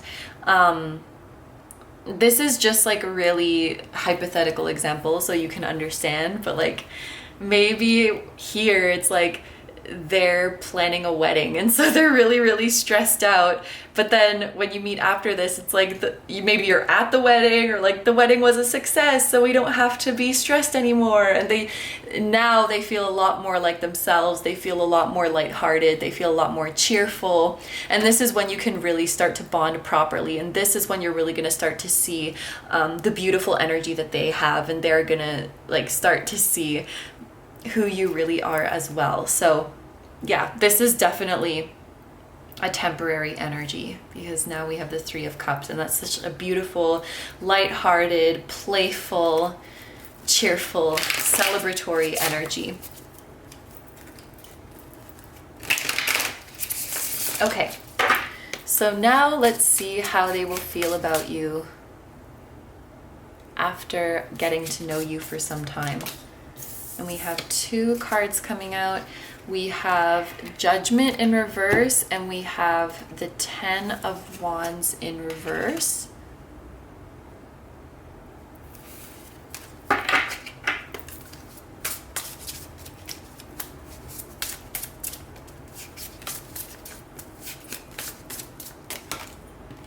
And then we have, we have the Star. Wow. Okay. So I feel like you're going to develop a really close friendship with them. Star makes me think of friendship. The 3 of Cups makes me think of friendship. With this Judgment card in reverse, I am reading this very literally, that like they are like the least judgmental person or the least judgmental people in the world, meaning that they are very open-minded, tolerant, kind. This is like a reiteration of the traits that we saw in them before. And I feel like the 10 of Wands in reverse is a really, really good sign as well, because when it comes to connections, the 10 of Wands in the upright makes me think of a connection that is very like one-sided, or you have to work very, very hard to get the relationship moving, or you have to work really, really hard to get the relationship to work. So in reverse, this makes me think of a connection that is very effortless. It's like you really don't have to put in a ton of effort to make them like you, because like we said in the very start of the reading, it's like if you have good character, if you're kind and you're compassionate, like you don't need to do all of these things to impress them. They just appreciate like good souls, and you are a good soul. So it's like you don't have to jump through hoops to get them to like you. You'll be able to get along very naturally, and when you give them energy, they reciprocate it back, which this is kind of an interesting contrast to a different group where this person or people were kind of like unresponsive, kind of hard to read, not giving very much back. I feel like they are very receptive to your energy and very reciprocated to your energy. Once they get out of whatever this like crazy phase of life it is that they're going through that's taking up all of their like mental energy, once they get out of that, they're very, very receptive to your energy. They will go out of their way to like invite you to places or invite you to events. They will go out of their way to start conversations with you. So it's like, it's definitely not like one side is doing all of the work. That's what the 10 of Wands in reverse represents. It looks like a very beautiful connection with the Star here. This means that they feel the future is promising. And there was something else that, oh man. As always, if it's relevant, it's going to come back. But yes, with the Star, they feel that the future is very promising. And I think that this is referring to like your future as an individual. You know, they see you and they're like, oh yeah, you're gonna go far. You're gonna go far. But also your relationship with your person, they feel like the future of that relationship is really, really promising, that you guys go together very, very well. And there's something about you that they think is refreshing. There's something about you that is refreshing to them. And there's something about you that is rare to them. You know, people like you don't come around every day. You are like a breath of fresh air in this world. You're unique. They might encourage you a lot not to dim your light. You know, it's a tough world out there. Don't let this world dim your light. Don't let this world bully you into conforming, into being normal. You don't need that. You don't need that kind of validation. And I think that they make you feel really like loved and seen for who you truly are. So, okay, so now let's look at our last oracle cards. And so this part of the reading is going to be more so how they feel about your relationship with your person. So we'll just make some room here, but I want to make sure we can still see everything. Okay, we have adjacent possibilities, power couple, fourth house, oh, and then take it slow. Yeah, take it slow. Slow and steady wins the race. Don't rush into this connection and situation. Take your time to get to know each other. Let this connection unfold how it's meant to be. Don't push anything. Okay, so we spoke about the star being like, your future is promising and the future of this connection is promising. So I think it's really cool that we have this power couple card, because that's definitely a confirmation that they see you and your person like achieving amazing things and having an amazing future together. With adjacent possibilities, I think that they really see for you and your person that your possibilities are endless, and like they don't really know where you're gonna end up. They don't know what you're gonna like do together, where life will take you, but they're really, really excited to watch the two of you grow together. And I thought it was so sweet when the fourth house card came out, because this tells me that they see you as family. Like they will develop a sort of loyalty towards you, and they feel really, really comfortable with you, and they feel like you and your person together just makes sense. It just makes sense to them. They can see the same way, like you can see why your person and they have such a close bond. They can see why you two have such a close bond as well. So maybe all of you guys are like similar, or you have similar values, and are like on the same wavelength, but they're like, yeah, it just makes sense. And I think that they have a lot of gratitude. With this adjacent possibilities, I'm feeling like you never know where life is going to take you, right? Because every time you open one door, there's like 8 more doors to choose from. And then when you open that door, there's like 7 doors to choose from. And like your pathways keep branching out. And it's like, of all the paths you could have taken in this lifetime, of all the people you could have chosen, like they're so grateful that you and your person found each other and chose each other. And that's really like, it feels like a miracle to them, or like they're just really grateful that you have met. And yeah, it's like, welcome home. That's how it feels when you come to your person, welcome home. And yeah, with this take it slow, it's really interesting that we have this energy, because I was feeling that. I don't remember at what point in the reading it was. I think it just randomly came to me when I was shuffling the tarot deck. But again, I feel like this is a reiteration that they will take their time to get to know you, take their time to really understand you. And also it could be that they, again, like they want you and your person to take things slow. And like, yeah, with adjacent possibilities, it's like, take your time to really like decide if this is the one for you. It feels very like no pressure, you know? Like I feel like this person, again, it's that old soul energy. It's that very like go with the flow energy. Even if you and your person don't end up together forever, they will still be grateful for the experience of meeting you and be so happy that your person could have this experience with you. And I'm just thinking of like contrast from the other groups, because there was one group where it's like, don't let go of them, they're a keeper. And this group, it's like, yes, they're very happy to have you here, but there's not that feeling of urgency or pressure, you know? Like, there's just take your time to feel each other out, like you and your person as well, and like let go of control. Just enjoy each other's company. So like, for example, if this is parents, this wouldn't be the type of parents who are like pushing, when are you guys gonna get married? When are you guys gonna have kids? Or like, is this the one for you? Like, they're not rushing to slap a label on it, or they're not rushing to get to an end conclusion. They really just want you guys to enjoy your time together and be grateful for each other and just live in the moment. Because I feel like that's their philosophy as well. And also one more thing with this baby here, this like stressful time could be like maybe a baby is coming.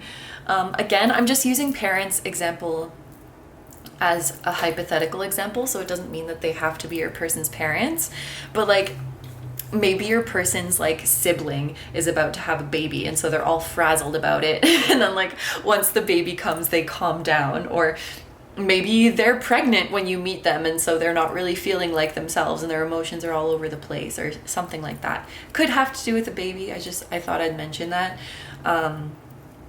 Or maybe you have a baby with your person, or you're going to have a baby with your person, if that's something that you want. But yeah, I just feel from their energy like laid back when they're themselves. Laid back, just show appreciation for every day, take things slow, take things one day at a time. There's no need to rush to conclusions or rush to your destination. Just enjoy the journey. They're very wise. I just feel they're so full of wisdom and so full of gratitude. And like I said, they're really gonna inspire you and like make you want to be a better person. I think much like your person makes you want to be better. But yeah, group number 3, those are all the messages I have for you. So I'm going to end your reading here. Thank you very, very much for letting me do this reading for you. I hope you have a wonderful day or night whenever you're watching. And I wish you all the best. Please take good care of yourself, stay healthy. Don't forget to like, comment, and subscribe if you feel like doing that. And you can also follow me on Instagram, where I regularly post pick a card readings. That will be linked in the description as well as in the pinned comment. And I have a music channel. The song that you guys heard at the very start of this video was an original song. So if you're interested in listening to the full version of that song or any of my other ones, the music channel will be linked down below for you as well. Group number 3s, I'm sending you guys so much love to your person, much love to this person or people, and to your spiritual teams. Once again, thank you so much for being here. I truly appreciate your support, and I will see you guys in the next one. Bye bye. Hi number 4s, so if you guys chose the Rubellite and the Children of Litha Tarot, this is going to be a reading. And yes, I did break a couple nails since filming the first 3 groups, so please pray for them to grow back nice and strong. They're still recovering from like a year or maybe more of constant gel manicures. So anyway, before we get into the reading, I want to just break down how it's going to go. First of all, I'm going to do my best to say they consistently throughout the reading, because you could be watching this reading thinking about an individual or a group of people, for example, like a family or a group of friends.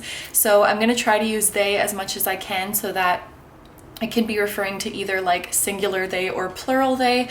I might slip up at some points in the reading and say this person, but just know that you can definitely be watching this reading pertaining to several individuals. So yeah, we're gonna start off the reading by just getting a little bit of information about the person or people in question, because if you don't know them yet, I think just like knowing a little bit about what they're like could provide some context as to why they might feel the way they do about you. And then if you do already know them, then this part of the reading will be like an energy check, because if the energy being described does sound like them, then that's an indication that it is in fact your group. So once we get a bit of info about them, then we are going to get into the tarot that you guys chose, and we're going to see their first impression of you, and then also how they see you after they have properly gotten to know you. And in addition to how they see you as an individual, we're also going to look at, you know, how they see you in the relationship with your person. Like, what do they think about this connection? How do they see your relationship, and things like that. So that's what we're going to be looking at today. And without further ado, let's get some info about this person or people. So I have a tarot card and an oracle card to start off with. We are starting off with the Lovers. And then we have the Vulture.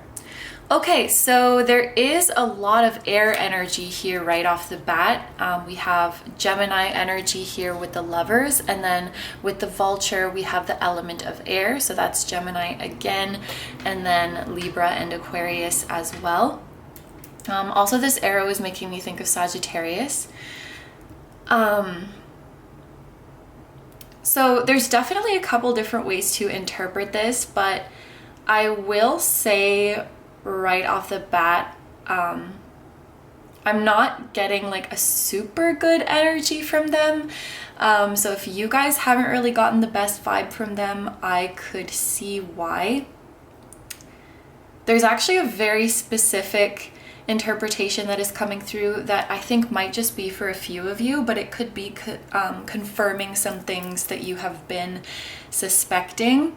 What I'm seeing for a few of you is that this is like your person's friend, and your person is like your love interest or your significant other, and this friend actually has a crush on you or even has some deeper feelings for you, which that in itself I feel could be kind of uncomfortable. But with the Vulture here, like watching over the Lovers, there's this feeling of like, for some of you, this person could be low-key like waiting for you to break up with this person, or it's like they're secretly hoping that things are not going to work out, either because it upsets them to see you with your person or like see you pursuing your person, or they want to like swoop in and make their move. It just feels really uncomfortable, if I'm being honest, but that's like a very specific interpretation for those of you who maybe were suspecting something like that was going on. Like, you kind of got weird vibes from a friend, and like, are they into me? Like, are they jealous of my connection with my person? For those of you who are suspecting something like that, I am seeing a high possibility of that. But just in general, with the Vulture watching the Lovers, and I'm thinking of like that expression of watching over someone like a hawk, I feel like whoever is being shown here, like your person's friend, family, whatever it is, I feel like they kind of insert themselves too much into your person's life. Like, they're really overly interested in what your person is doing, and this might be the type of person,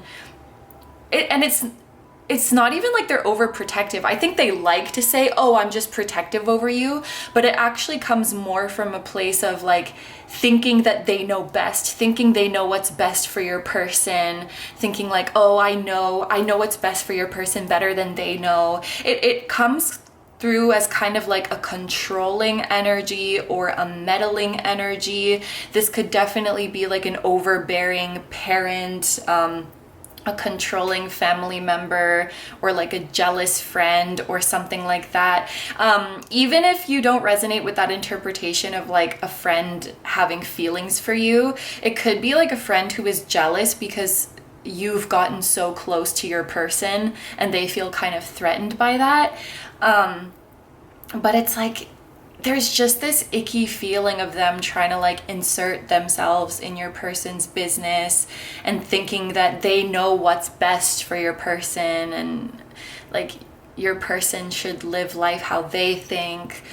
I hope you guys can understand. And then there's something else coming through too with the vulture. Sometimes I see this as someone or an energy that is like dwelling on the past. So this could also be a situation of like someone comparing you. Like, for example, if your person is a significant other or a love interest, it's like they would be comparing you to your person's exes, or like comparing them to people that they've dated before, comparing you to other people that your person has brought home. I'm also seeing like a family who is like really hung up on one of your person's exes and like wishes that your person would get back with a certain ex and like compares everyone to that ex. And even if your person doesn't want that ex back, it's just like their own personal preference. This is giving me vibes of a parent who's like, you should marry who I want you to marry. And it's almost like who you want to marry doesn't matter because I have this vision of how I want your life to be. I hope that I'm explaining this adequately, but I think like the picture's kind of coming together. Like, you should live your life how I want you to. Oh, why don't you date someone like this? What about that person? They're so nice. What about your ex, Stacy? Have you talked to her? Like, mom, we broke up. It's over. Oh, but she was so nice. Oh, but I loved her family. It's like, it doesn't matter. It's not your life. And I'm getting frustrated. It's like this energy that is hovering over your person and like always wants to know what your person is doing. I don't know. I feel like at this point you guys will definitely know like if this is your group. I feel like this is probably for those of you who do get kind of a weird feeling or a weird suspicion from the person or people that you wanted to ask about, and this reading is kind of confirming that.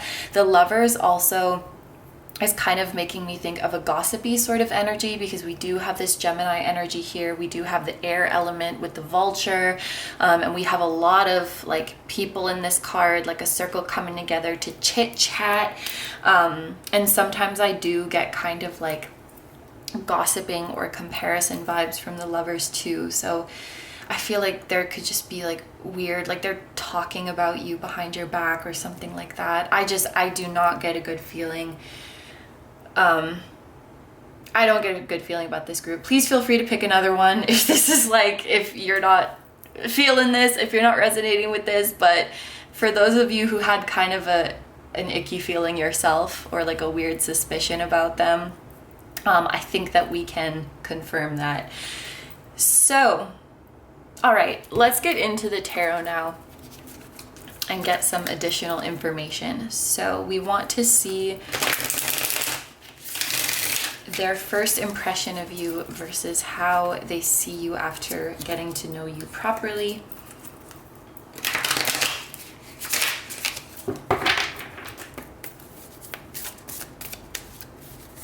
So group number 4, what is their first impression? Okay, we have the Knight of Cups in reverse, and I will, I forgot to say, but I will be taking reversals in this reading. I have been for the other groups. So we have the Knight of Cups in reverse and we have the Moon. Okay, so now we have some Pisces energy going on here, as well as water sign energy. So Pisces again, and then Cancer and Scorpio. Yeah, the Knight of Cups in reverse, this is also not a very nice card to get in a reversal. I feel like this can show a lack of compassion. A lack of compassion, a lack of kindness. Maybe when you first met them or when you first meet them,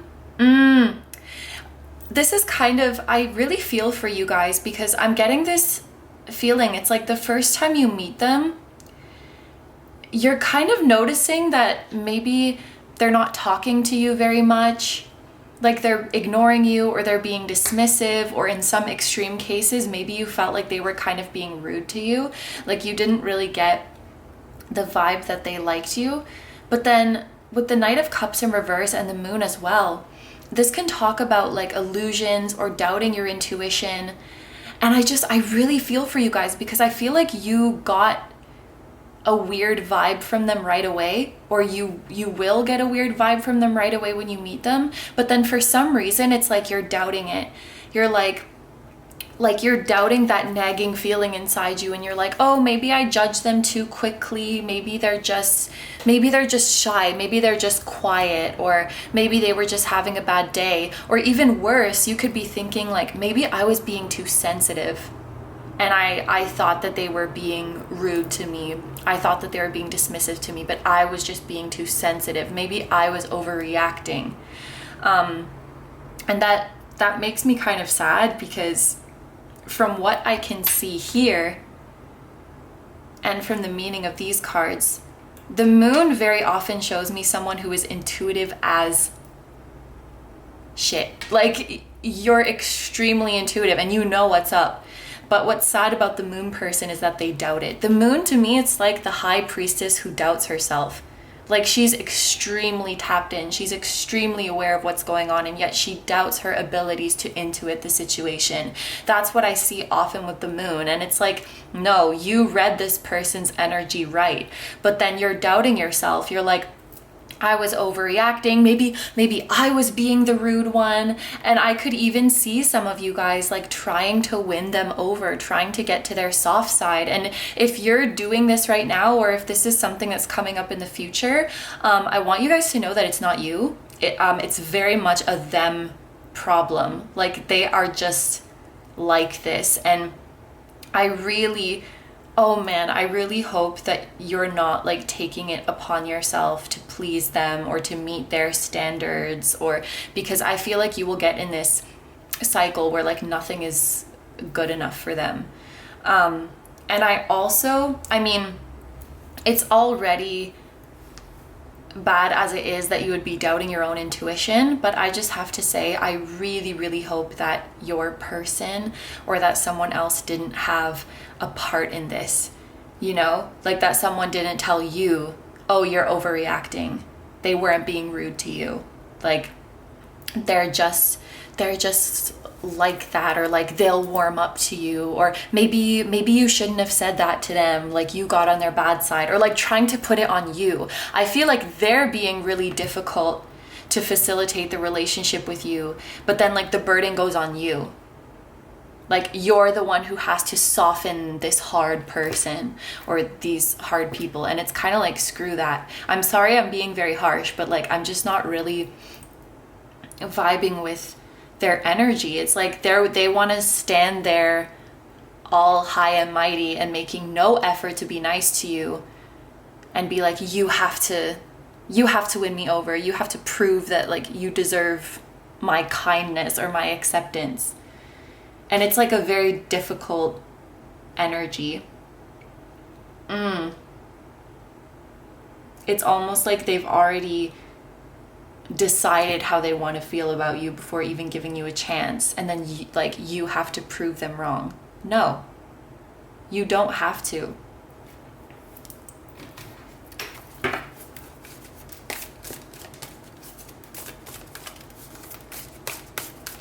So okay, we have Judgment in reverse for how they see you or how they will see you after getting to know you properly.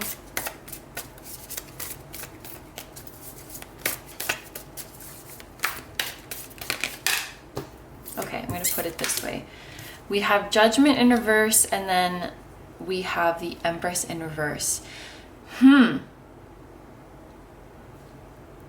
This is interesting. I feel like deep down deep down they know that their judgments of you are not correct.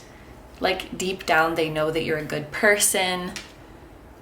Deep down they know, I want to say like they know that you're in the right, or they know that you haven't done anything wrong.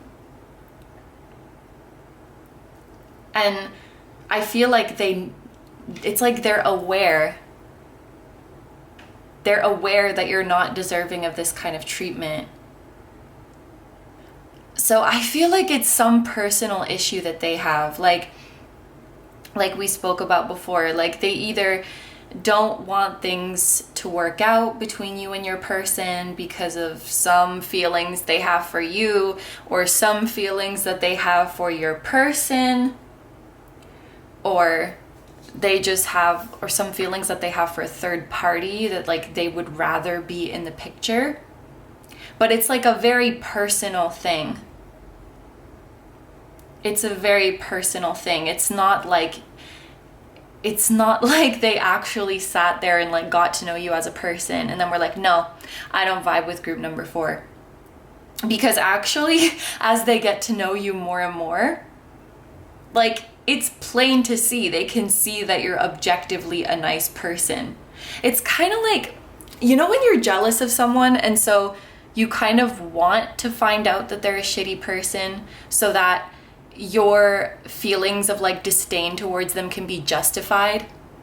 It's like you're let's say you're jealous of a celebrity, so then it's like you're kind of hoping that like they would get in some scandal, like you'll find out that they did something terrible, because then you can say that's why you don't like them, instead of the truth, which is like, I don't like them because I'm jealous of them. I don't like them because they're like successful and beautiful and I don't like that.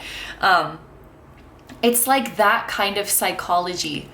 So it's like they want to find out that you're a bad person, or it's like they want to find something to dislike about you so that they can attribute their disdain. Okay, so doorbell ringing, that's a confirmation. That means this next part is likely important for many of you. I just really don't want you guys to like feel bad or worry about what they might think of you, because it's so not your problem. But what I was going to say, it's like, as they get to know you, it's almost like they're watching and waiting for you to slip up, because like they want to find something that is like to justify not liking you. It's like they're waiting to find a good reason, because they don't have a good reason. This is like they're jealous of you, or like they're upset that they can't control your person's life anymore. So it's like they just want to like nitpick and find something to be like, oh, see, I knew that there was something with group number 4, but they can't find anything. Let me tell you, it's like the more they get to know you, they cannot find anything wrong or anything to like pin you as a bad person. The more they get to know you, the more they realize like their judgments of you are so wrong, because you are this Knight of Cups. You are this compassionate, sensitive, kind, gentle, generous, intuitive person, and they literally have nothing. Like they have nothing on you. So sometimes it might kind of feel like they're just like pulling things out of their ass like to get upset at you, or like to start shit. This seems like a kind of immature person. It seems like they have a lot of issues, but it's really important to know that this is a them issue. This is a them issue. And it's like nothing is being taken away from them, but for some reason I don't know, it's like they think that you being in the picture is like taking something away from them. It's like a jealous or controlling kind of energy, and it's really weird. Like I'm trying to be understanding, but I don't get it. It's really weird. Okay, well, let's take a look now at these final oracle cards. And so this part of the reading is going to be like how they see the relationship between you and your person. How do they view the connection? So first we have walking away. Very soon.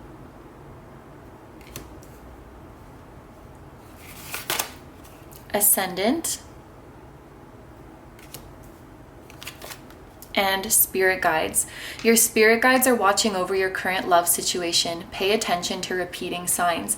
This card also means that you are protected and it's safe for you to love. Oh, I really love this message coming out at the end. And looking at these cards, I think that maybe your spirit guides have decided to like change this last part of the reading, because we honestly don't really need to know what they think. It's like, it really doesn't matter, and it's not something that you should concern yourself with. So while for other groups I have been doing this part of the reading as like, what do they think about your relationship, I feel like your spirit guides are like, don't even worry about that. Like, it's really none of your concern. This is just like bullshit. This is their bullshit. And you are protected by your spirit guides. You will always be protected by them. This connection that you have with your person is going to be protected. I feel like your person either doesn't mess with them either, or like they're gonna see that very soon. They might have a kind of like unhealthy attachment to them that they like realize they need to break free from. For example, like, you know, feeling like you need to please your parents, or you have poor boundaries with your parents, and like you know it, and you know that you need to work on it, but it's just like hard to break that cycle. I feel like they're definitely aware of this dynamic that's going on, and they're either actively trying to fix these boundaries, or they already have, and they're like, they don't mess with them either. So whoever you're asking about, I really think that you don't need to be concerned about them, or you won't need to be concerned about them very soon, because if we read this together, it literally says walking away very soon. So I definitely feel like this person or people's presence or influence in your life and in your connection is going to be moving away very soon. And we do have the number 27 here, which reduces to 9. This is also a number that talks about something almost being completed, right? It's the number before 10. So it's the number of near completion. And it's interesting too, because the number 9 makes me think of ascension, and we have ascendant here. This is talking about like the rising sign, but I think it's interesting that we have the word ascendant, and this feeling of like ascension, moving up. I feel like whatever karmic cycle existed with them, you and your person are closing off that cycle, and you are moving up. And with this judgment in reverse, I feel like it's really you and your person are choosing to grow, and you're choosing to move up, but they are stuck. Like, they're stuck, and they're bitter about that, and they're gonna keep being this vulture that like feeds off of dead stuff and just stays like stuck in their own patterns. But you and your person are growing, you're expanding, you're moving up, and you're focusing on yourself. The ascendant, the first house, it's all about the self. And I really like, maybe this reading is like your sign to not focus on them or to not worry about them, and just focus on you, your connection with your person, and your connection with your spirit guides, because they're always going to be watching over you. They're always going to be protecting you and this connection, and protecting you from harm. They cannot hurt you in any real way. They can only like sit in their miserable corner and talk their shit. But with that being said, I honestly feel there's a lot of you who would send them love and healing, which that's amazing. And I really commend you for being a big person, because I feel like I would be a little bit more petty than that, but I can definitely feel many of you like just wishing them love and wishing them healing and wishing them to be happy, which is what we honestly all should be doing when we have some kind of, when we butt heads with people, because sending them healing so that they can grow and that they can become a better person and they can become happy, that's really what's best for the whole collective, right? Like, we all want to be happy and healthy, because we're all like a connected network. So I think you guys are doing the right thing if you're sending them love and healing energy. With that being said, it's very okay to be upset or to have petty emotions, because we are human and we have those. That's a thing.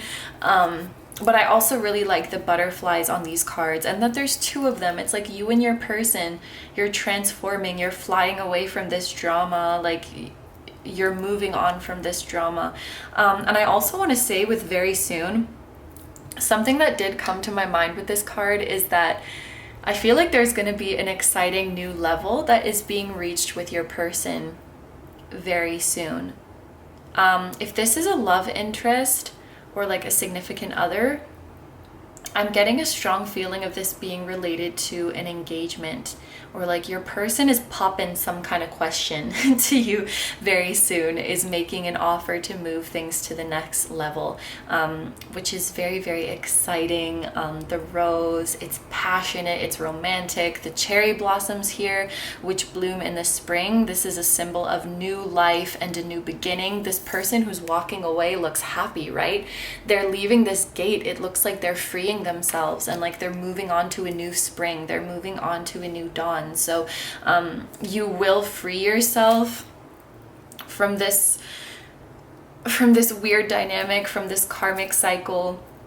You'll move on from this and be unbothered by this. And another thing that I really want you guys to take away from this is that your intuition knows what's up. Like I feel like your intuition knew from the start, but I also know that you guys are incredibly kind and compassionate, and you may be a little bit naive at times, and it's like you want to see the best in people, right?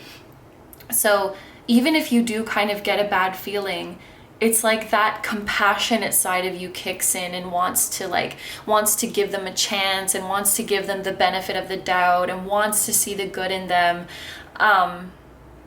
Which I think sometimes can work to your detriment. I think that sometimes like you just have to listen to what your gut is telling you, because in this situation, your gut was definitely right. And when I was reading that, when I was going through that point in the reading where it's like you were doubting your intuition and you were like, am I overreacting? Am I being too sensitive? Am I being crazy? Was I the rude one? Like, was I the bad one? Just reading that energy made me it made me really sad for you. Like, I really, really didn't want you to feel that way. Like, I really wanted you to know that you did nothing wrong and that nothing was your fault and that your intuition was correct. And it seems like a kind of sticky karmic situation that you and your person have navigated. But with this number 9 here, signaling near completion, with this ascension and expansion, with very soon, with your spirit guides watching over you, I want you to know that this, what can I say, like this cloud won't be hanging over you forever. You will have freedom. You will have a happy future with your person. I'm also just like looking at the contrast between these two cards. I'm going to keep this in reverse, but like this person is walking away, walking towards the springtime and embracing a new beginning, and this person is just like sitting there dwelling, this Empress in reverse. It's like you're ready to mature, you're ready to move on. I honestly feel like you guys, like if they just like owned up to their shitty behavior and like apologized and grew from this situation, I honestly feel like many of you would forgive them, because that's just who you are. Like, you really believe in the best in people, and you're really like compassionate and understanding. And if they were just like honest with you, like, I was going through some jealousy, I was going through something, and if they like extended their forgiveness or like extended their sentiments to you, I genuinely feel like you guys are so kind and you would like be understanding and forgive them. But it's like they won't. It's like they can't see their ways, or they're too stubborn to like admit that they're wrong. It's like they've dug their hole so deep, and I just feel like it's not your responsibility to like dig them out of their own hole. There needs to be a boundary there, because you will get sucked into that hole if you stay too close to it for too long. But I'm really not worried about this group because you have such a strong protection. If you do feel comfortable, like if this reading resonated with you and you do feel comfortable to share a little bit about how it resonated and what your situation is, I think it could be really helpful, like to others who are going through a similar situation. I sometimes do see people sharing their experiences in the comment section and supporting each other. And I just felt called to say for this group that might be nice. Of course, if you feel comfortable sharing it, you definitely don't have to. And I'm also like curious to know what your experience has been like, because it's definitely an exceptional energy. It's like a very specific and unusual energy, but I guess it could apply to many different types of dynamics. So definitely feel free to share. You could receive some encouragement and support in the comments. I am definitely encouraging and supporting you guys, and really just want you to know, it's like, and your guides really just want you to know, like, you don't need to carry this burden. It's like, release it, just let it fly away, give it to us. If it's too heavy, you really don't need to concern yourself with them. Okay, so group number 4, these are all the messages I'm seeing for you, so I'm gonna end your reading here. Thank you very much for letting me do this reading for you. I hope you have a wonderful day or night whenever you're watching, and I wish you all the best. Please take good care of yourself, stay healthy. Don't forget to like, comment, and subscribe if you feel like doing that, and you can also follow me on Instagram, where I regularly post pick a card readings. That will be linked in the description as well as in the pinned comment. And I have a music channel. The song that you guys heard at the very start of this video was an original song, so if you're interested in listening to the full version of that song or any of my other ones, the music channel will be linked down below for you as well. Group number 4 is, I am sending you guys so much love to your person as well, and to your spiritual teams, and let's send love to them too, because I think that they really need it at this time. Again, I'm wishing you all the best, and thank you very much for being here, and I truly appreciate your support. I will see you guys in the next one. Bye bye. Hi number 5s, so if you guys chose the Angel Aura Quartz and the Blissful Dolphin Tarot, this is going to be your reading. Please pray for my 2 broken nails, by the way. So really quickly before we get into the reading, I wanted to explain how it's gonna go. First of all, I'm gonna try my best to consistently say they throughout this reading, because you could be watching this reading thinking about one person or about several people, such as a group of friends or a family. So of course it could be like a singular they or a plural they. So I feel like that's the best word to use. I might slip up sometimes and say like this person, but just know that you can definitely be watching this reading about multiple people. So we're gonna start off by getting some information about the person or people in question, because if you don't know them yet, I feel like just knowing a little bit about what they're like can provide some context as to why they feel the way about you that they do. And then if you do already know them, this can be like an energy check. So if the energy that I'm describing does sound like them, then that's an indication that this is in fact your group. So once we get a little bit of information about them, then we're going to see how they see you. And that will include both a first impression feelings as well as like feelings after they get to know you properly. And then we're also going to see how they feel about your relationship with your person. So like, how do they view that connection and how you go together. So yeah, let's start off by getting some info about the person or people in question. So I have 1 tarot card and 1 oracle card here for that. For the tarot card, we have Judgment. And for the oracle card, we have the Hyena. Okay, so right away we do have, this is Pluto energy, Judgment, so this could be related to the sign of Scorpio. And then with the Hyena, we have the element of fire, so this could be Aries, Leo, or Sagittarius. those energies could be significant. Or I'm thinking of like with Scorpio and Sagittarius here, that could also be like a time of year. If you haven't met them yet, you could be meeting them in like November or December coming up. And even like if you haven't met your person yet, you could be meeting them in those months. But right off the bat, what I can see about this person with the hyena, this represents someone who is very outgoing, bright, funny, and very intelligent as well. Like they just have a really like brilliant personality, I guess I could say. I think that you will feel immediately comfortable around them. It feels like they have some kind of friendliness or some kind of hospitality towards you that really stands out. It's almost like they're going out of their way to make you feel comfortable. If they see that you're nervous, I think that they would be like cracking jokes to ease the tension, or they will make an extra effort to ask you a lot of questions about yourself and the things that you're interested in. Just so that you can feel welcomed, that you can feel belonging, that you can feel engaged with. I feel like this person is really, really thoughtful. And I also see you guys being surprised by them.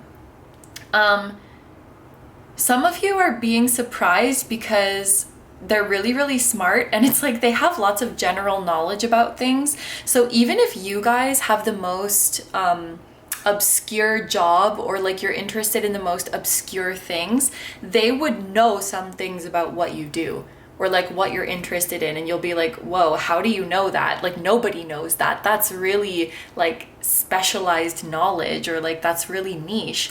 But they just have a lot of knowledge up in that noggin. It's like their brain is just like an encyclopedia. So but that's really nice, you know, like someone who has knowledge about the things you like and is asking more questions and is showing curiosity.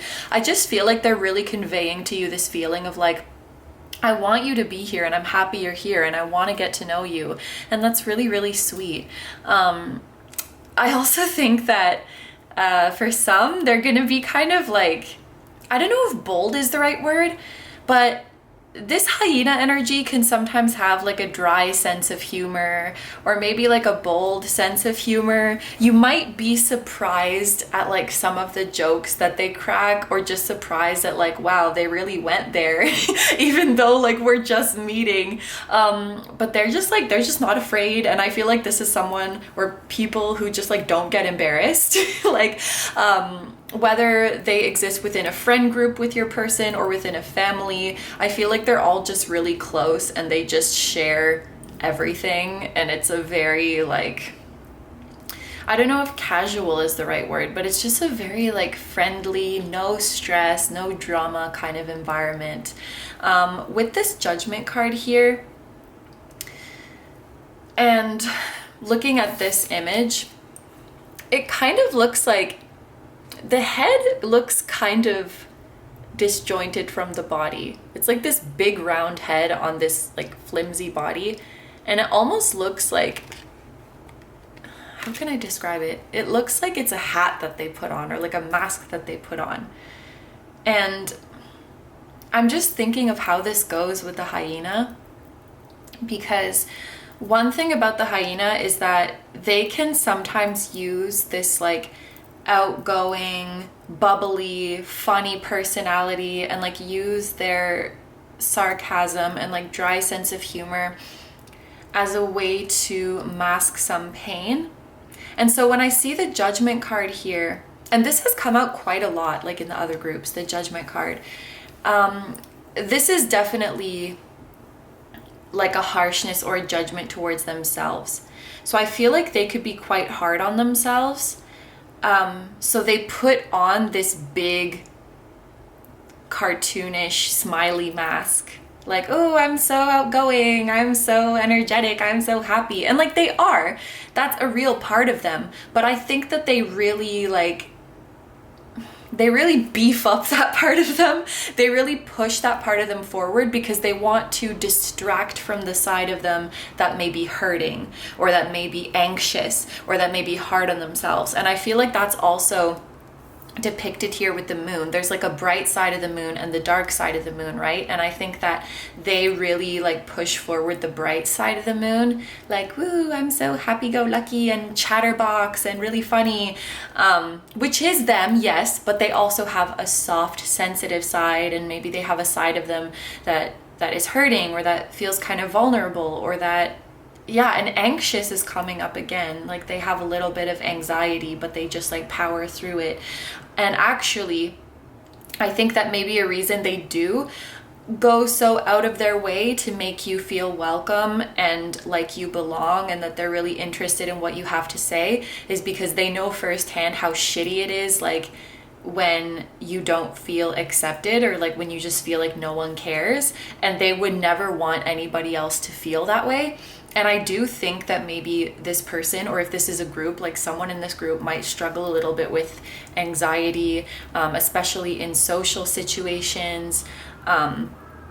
And they know how uncomfortable it can be to meet new people, and like worry if you're gonna be accepted into the group. So I just feel like they're gonna go that extra mile because they wouldn't want you or anybody else to deal with that anxiety, and just want it to be like as comfortable for you as possible.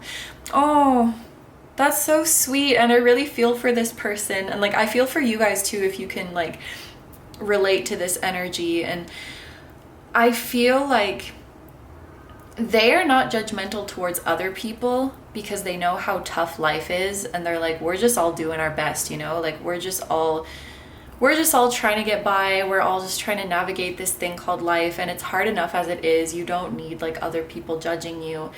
But I wish that they would extend that compassion to themselves too, because it looks like at least at this point they're kind of struggling with that. I am sort of getting the feeling that you do have potential to develop a close relationship with them if you haven't already. So maybe as time goes by, you can see a little bit more of this shadow side of the moon, and you can be a little bit more vulnerable with each other.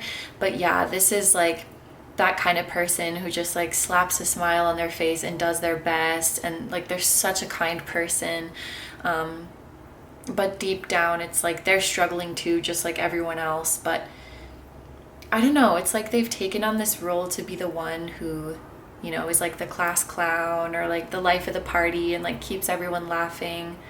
But like these are like the people that we got to check on, you know. And I don't know, it's just like maybe you guys can relate to this energy. Like maybe you can understand what they're going through. I kind of get that feeling. Or maybe your person is like this as well, and so this energy is like really relatable. But let's get into the tarot now. So here, this is where we're gonna see first impressions versus how they see you, or how they will see you after getting to know you for some time.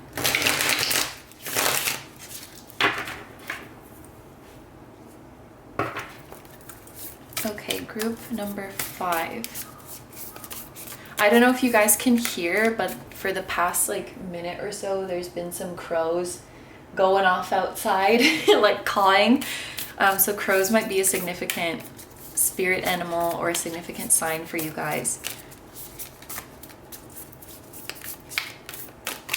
Okay, and I will be taking reversals during this reading. Oh my gosh! Okay, so we have the 4 of Wands.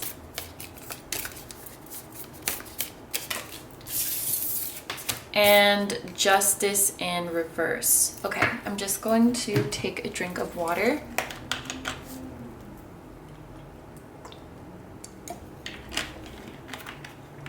All right. So the 4 of Wands is a really, really sweet card to have here. This is a very happy card. I wonder if some of you met them or will be meeting them at a wedding or at some kind of celebration, or if your person is your spouse, like weddings or marriage or something is involved. But what I can say is that they're going to like you from right off the bat, and they're going to be really, really happy to have you and really, really happy that you're in their person's life. I do want to point out the 4 wands on this card. They look like 1111, and then we have Justice, which is also card number 11. So that could be an important sign or synchronicity as well, like repeating numbers. But this is like the most textbook famous angel number, I feel, 1111, which is like your wishes coming true, or like this is fate, this is destiny. So I do feel like, I don't know if they are a spiritual person. I wasn't really getting that vibe, or I guess that wasn't coming to me very strongly, but they might say some things or feel some things like, oh, it's fate that you and your person came together. I think that they would see you and your person as such a perfect match. And if this is a love interest, they would probably like ship you guys, for lack of a better word. Think that you go really well together, think that you would be amazing marriage material for each other. If this is someone that you are married to, I can see that they're very, very happy about that. And I feel like, and it's so hard, like, with their personality, because I know that they're definitely like jokers, you know, they like to joke around, they like to mess around.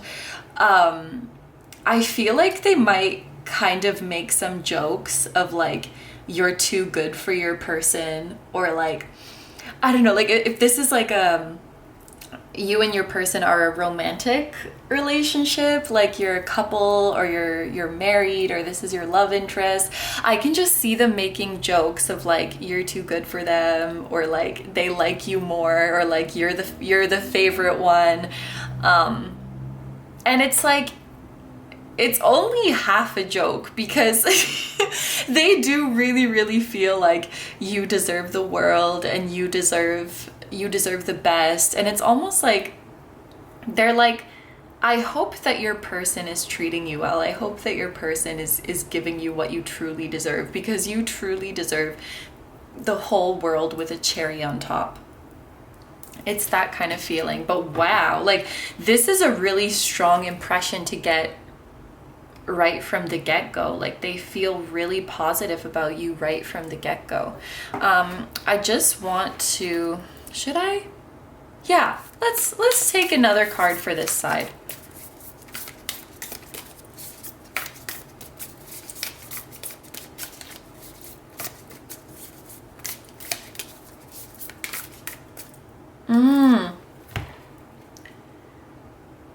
I'm just looking at how like the Judgment person and the Justice in Reverse person are looking at each other.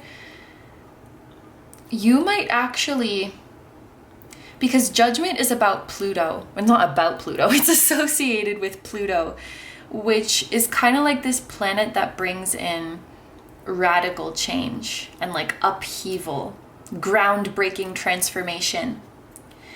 And just what we've been talking about before with what they're struggling with, I feel like you might actually help them in realizing the ways that they are unfair to themselves. And they might help you in realizing the ways that you are unfair to yourself.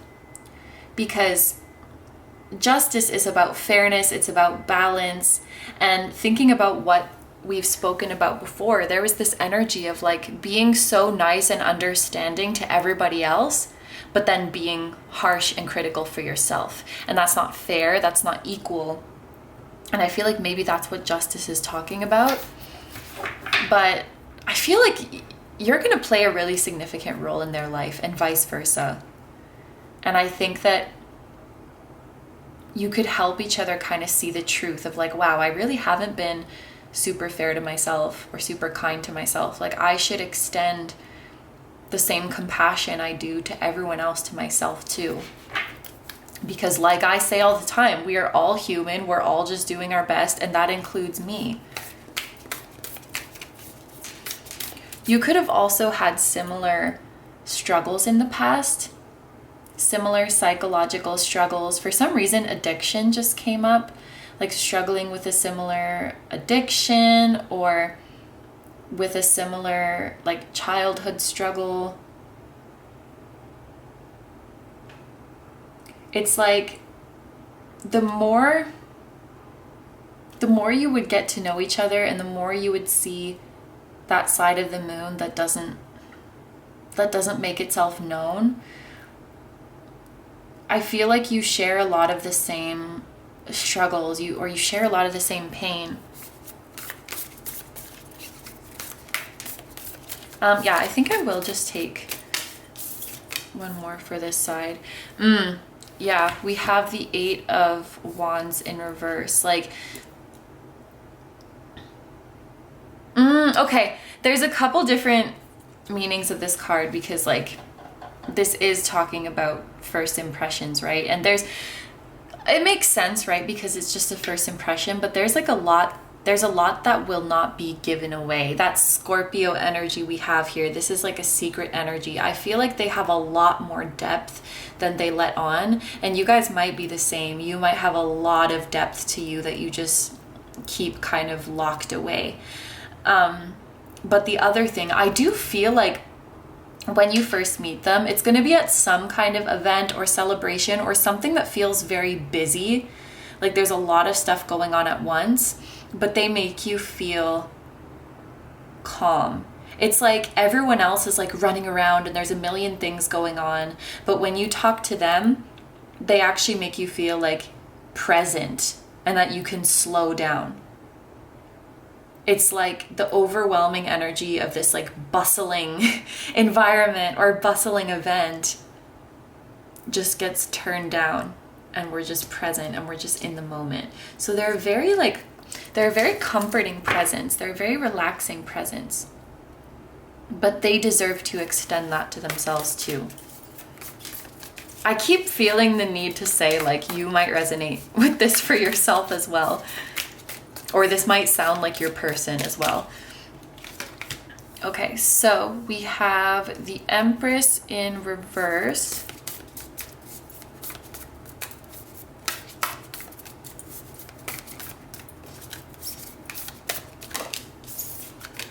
And the Ace of Cups.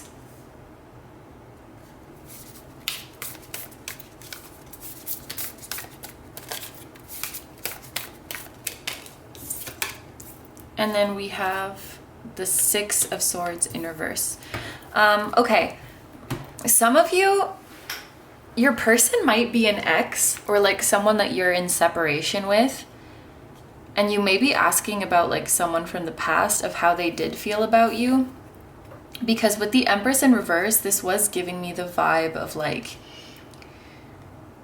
a separation, maybe something that didn't end the way you hoped it would. But then we have the Ace of Cups in the upright next to it. So it's like, even if there was like a breakup or a separation or a conflict, like the way that they feel about you hasn't changed.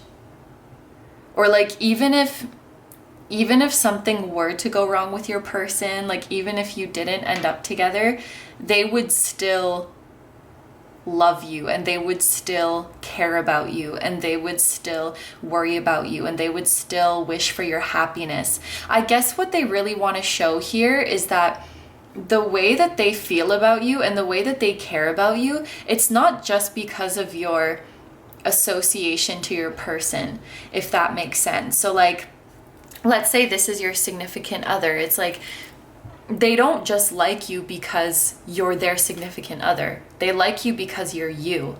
And so it's not like if something did happen with your person, or if something were to happen with your person, they wouldn't just like stop caring about you. They might even still keep talking to you. Like if that was something that you felt comfortable with, they might still want to like talk to you and keep you in their life, because I guess they just want you to know it was never about your association to your person, and they didn't just like you because of like what you could do for your person. Maybe that's what Justice in reverse is kind of representing as well, because the Justice card talks about like partnerships. Like, I don't just like you as so-and-so's partner, I like you as you. Yeah, and Ace of Cups too. It's about self-love, and it's about filling your own cup. I feel like you're gonna have, or there's potential for you to have a really significant friendship with them, or like a really significant relationship with them, because I feel like you're teaching each other self-love, and you're kind of holding up a mirror to each other where you can see how, like, in what ways you might have been neglecting your own self-love, in what ways you are being unfair to yourself.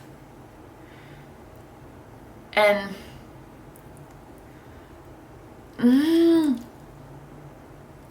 okay, please only take this if it resonates, but like, I'm just thinking about the justice in reverse again, and how they might kind of joke sometimes that like, you're too good for your person. Yes, maybe that's kind of a blunt way to say it, but honestly, I think they might observe your connection with your person sometimes and like wonder if your person is treating you the way that you deserve. Because the Empress in the upright is like very doting, very generous, very nurturing, like unconditionally loving. And I think, and you know, they could be wrong, right? Because this is just their own subjective opinion. So like, if take this with a grain of salt, but I'm just getting the feeling like sometimes they observe the relationship between you and your person and kind of wish that maybe you were treated a bit better, or they're like, like, you know, this is just how they subjectively see it. Maybe you feel very, very happy with how your person is treating you. But I think it especially comes down to like communication. Like maybe your person could be a little bit more open or a little bit more communicative. Let's take a look at the next oracle cards, because in this part of the reading, we're actually going to see like what they think about your relationship, how they view the connection between you and your person. We have victory. I just saw 24, by the way. Let go of control. Cancer. And building blocks. This card is a sign that you will attract a solid relationship. Already established relationships will be more stronger. Both of you are laying out an honest, strong, and genuine foundation. Okay, this is really nice to see.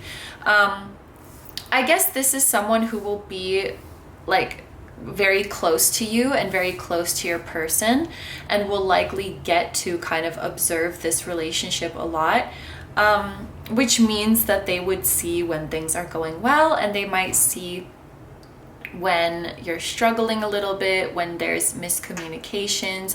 But what I can see here from victory and building blocks is that they definitely feel that this relationship has a strong potential. And we saw this from the start with the Four of Wands. Like, they're really happy to have you here. They really feel like you and your person go amazingly together.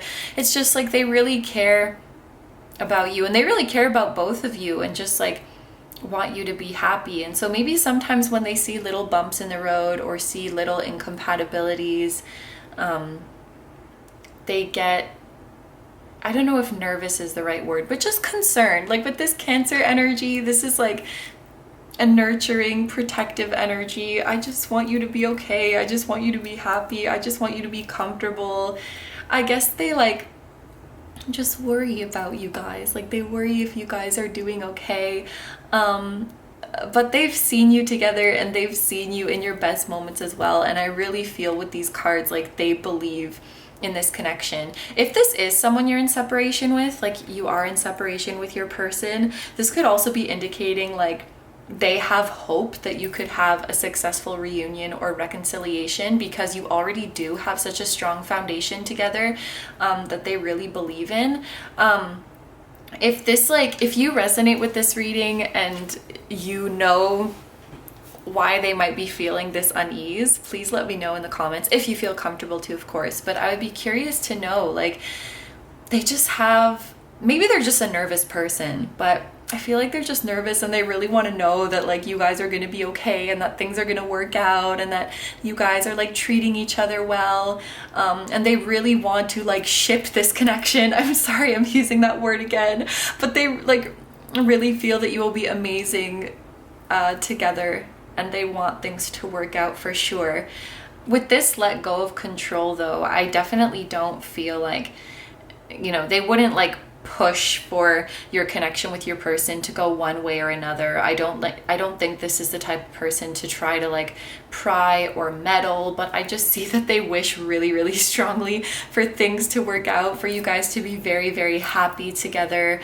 If you haven't been in contact with them for a while, I feel like they think about you a lot and hope that you're okay, but maybe don't feel like it's their place to reach out. Maybe many of you who chose this group, this is like an ex or like someone you're in separation with, and like you're wondering how, like if their friends and family still think about you or what they think of the whole situation. That's kind of how it seems to me. Although of course, like if that's not your case and you still resonate with the messages, then that's obviously valid as well. But it's like, I'm just getting the vibes of like, even though you may have gone through a separation, even though things may not have ended well, I want you to know that I don't think of you any differently. I don't have hard feelings towards you. I still really care about you. I still really hope that you're doing amazing. And deep down, I kind of secretly hope that you and your person will work things out, because I think you're amazing together and you have such a strong foundation. And like, it's not with Cancer, it's like you feel like home, or they feel like you were each other's home, or that you belong together, that you go together so effortlessly, and like that doesn't happen every day. But at the same time, I know that it's not my place to say anything. I can't force you guys to talk or to get back together or whatever it might be, but I really, really hope that you'll work things out. If you are in a separation, that's totally how I'm seeing this. Yeah. Otherwise, this is just someone who like is really sensitive and really, really like wants things to go well between the two of you, and it seems like it's something that they worry about.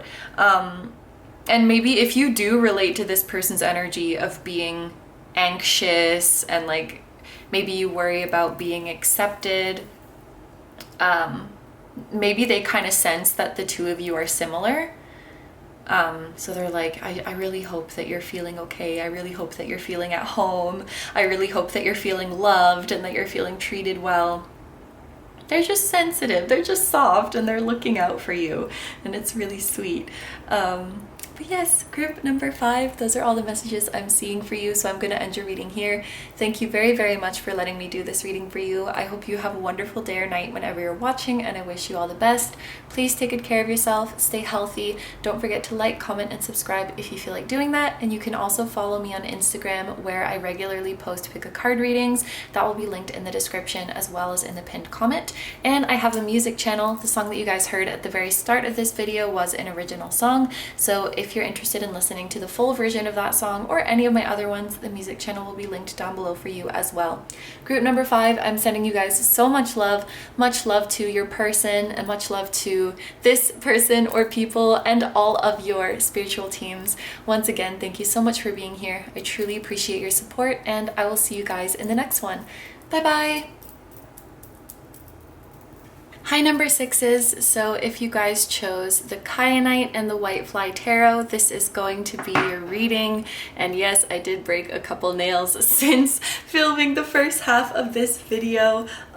Just ignore them and also pray for them. So I wanted to quickly explain how this reading is going to go. First of all, I'm going to try my best throughout this reading to say they, because in this reading you could be asking about one person or multiple people, such as a friend group or a family. So I'm going to try to use they, because that could be like a singular they or a plural they.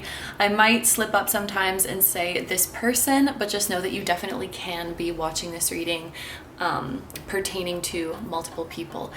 So we're going to start off by getting just a little bit of information about the person or people in question, because if you don't know them yet, I think just knowing a little bit about them and what they're like could provide some context as to why they feel the way about you that they do. And if you do already know them, then this part of the reading will be like an energy check. So if the energy being described here does in fact sound like them, then that is an indication that this is the group for you. So once we get a little bit of info about them, then we're gonna get into the tarot deck that you guys chose, and we're going to see how they think about you. So this is going to include both their first impression of you as well as how they see you, or how they will see you once they have thoroughly gotten to know you. And then we're also going to see how they view you within your relationship with your person. So like, what do they think about this connection and how the two of you go together and things like that. So without further ado, let's get started. So just to get some information about the person or people in question, the friends or family of your person, we are going to take a look at this tarot card and this oracle card. So for our tarot card, we have the Fool. And for our oracle card, we have the Buffalo. Okay, so the Fool is associated with the planet Uranus, so this can be an indicator of Aquarius energy. And then with the Buffalo, we have the element of Earth. And I would say especially Taurus, because, you know, Buffalo is kind of in the bovine cow family, so especially Taurus, but it could also be Virgo and Capricorn energy, in case that is relevant for you guys.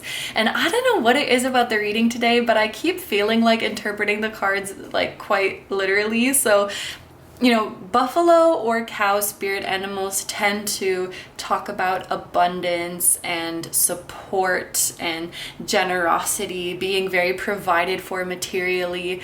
And then I saw the Fool and I just thought of like dumb rich, like someone is just like crazy rich. So I don't know if you guys are asking about friends or family, but I feel like we have some very affluent people in the building. And I feel like you could be surprised like when you first meet this person or people. Also, the Fool can talk about unexpected opportunities, while as we just spoke about, the Buffalo can talk about like generosity, being provided for, being materially supported. So some of you guys might actually receive some kind of opportunity or offer from them, like some kind of job offer or an offer for a collaboration to join them or help them with their business or something like that. Or they could be giving you really good business advice or like good advice for your own career. I feel like they're going to be very generous towards you, and really help you with your own endeavors and really help you like get on your feet if you're just getting started, or help you procure further wealth for yourself. I feel like they'll be very supportive and very generous towards you. But yeah, I also could kind of see that maybe your person is a little bit spoiled by them. You know, if I think about generosity and then if I think of this kind of like Fool type energy, these could be friends or family who just like really spoil your person. Maybe sometimes it kind of seems like they are just like blindly supporting them. Maybe they're a little bit too, you don't say too sweet in English, but like too lenient maybe, or something like that. So like in the case that this is parents, maybe these are like parents that spoil your person a little bit too much sometimes, but they're definitely very sweet and very generous. With the Fool here, this really gives me the feeling of someone who has a pure heart. Like there's really not a malicious bone in their body. There's really not like a plotting or scheming bone in their body. They seem very pure. They seem very innocent. They could be a little bit naive, because it seems like they would just help anyone. They would just help anyone, or they would just be really nice to anyone. Or maybe they come across as naive when the fact of the matter is actually like they're just so abundant that they can freely give of their energy. Like the Fool is kind of this feeling of like, I know Spirit has my back. I know that whatever I give out into the world, I'm going to receive back tenfold. So I have no need to be like stingy with my energy. I know that nobody can hurt me. I know that I'm protected. Like they might just be on a whole other level than us. Like, because the Fool, he often comes off as being like careless or being foolish, but he's actually very wise, and he has a very, very close bond with Spirit. He's very open-minded. He's very allowing. He's open to all of the possibilities that life has to offer. I think there was another reading, I forget which group it was, but there was this message of like, oh, they think you're very different from what your person, like from your person's traditional type, or like who your person has dated in the past, or there was something like that. But I feel like they don't even have like a type of who they expect your person to be with, or they don't have any like preconceived notions. They just want to be open and take you as you are and let you show them who you are. I guess what I want to say is that they don't have any prejudices or judgments about you. And I feel like this is the type of person or people who can just get along with everybody. They seem to be quite like tolerant, open-minded, open, and even like excited for new experiences. I feel like this would be the type of people who get like excited when someone is different from them, when they can learn from someone. They're not someone who's like afraid or wary of people who are different. So they will just love for you to come exactly as you are and be completely natural. You know, with the Fool being very like open-minded, easygoing, and also with Buffalo, with this earthy energy, being like down to earth. I feel like if you ever wanted to impress them, like you just have to be yourself. Like you don't have to show up all fancy. You don't have to show up all prim and proper. You know, of course, a little bit of respect and politeness goes a long way, but like just be yourself. That's really what I want to say. These are like the most grounded, down-to-earth person or people that you will ever meet, and they're just so genuinely nice and generous, not because they expect anything from return, but just because they're like, I'm abundance, I am abundance, my energy is limitless. They're just so like free-flowing, I guess is the way that I could say it, free-flowing and open, and it's a really, really nice energy. And there's this feeling of like shock, surprise, unpredictability with this Aquarius energy here and with the lightning bolts. Maybe you weren't expecting them to be that way.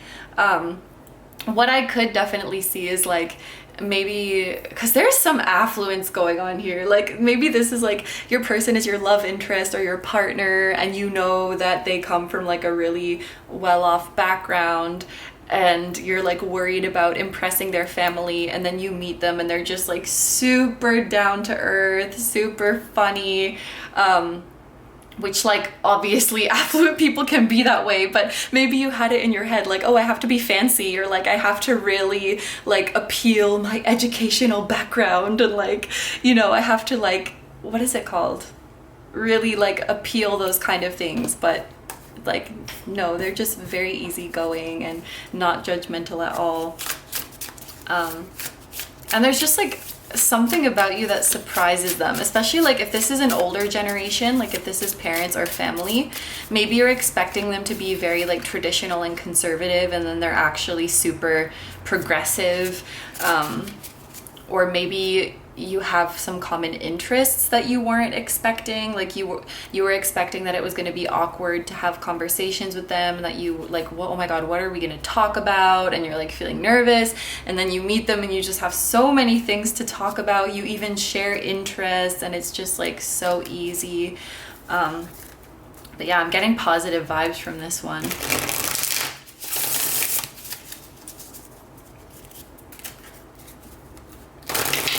So we're gonna get into the tarot now, and we're gonna see their first impression of you, as well as how they see you, or how they will see you after taking some time to get to know you.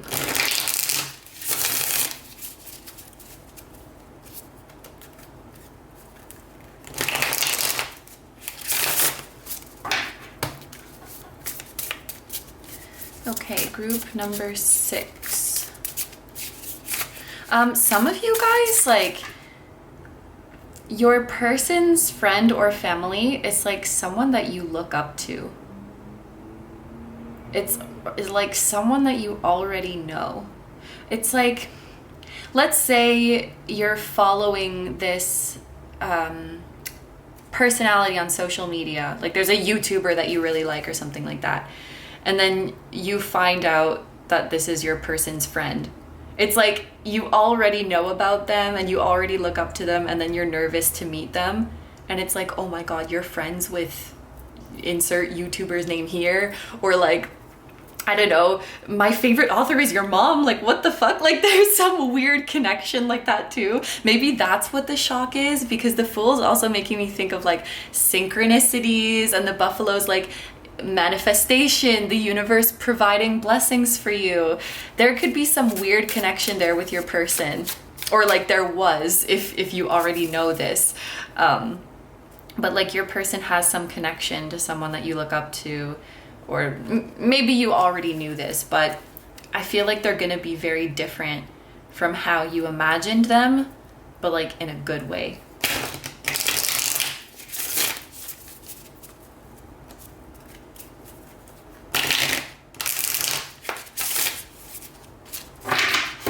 Okay, so group number 6. Oh yes, and before I forget, I will be taking reversals in this reading, and also I just saw 1221. So that can be a relevant angel number for you guys. Okay, we have the Knight of Swords.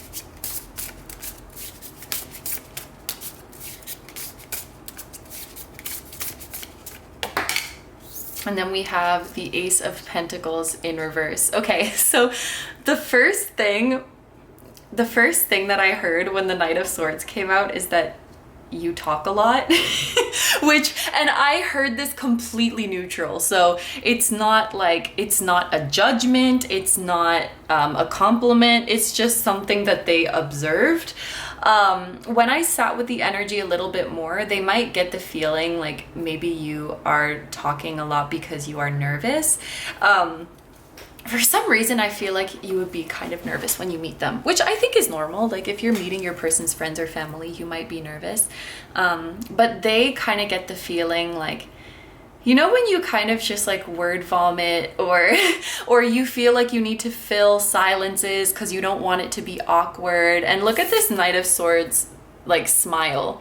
It looks like he's really putting on this smile. So I feel like their first impression of you, and this has less to do with you as a person, but they're more just like observing your mood.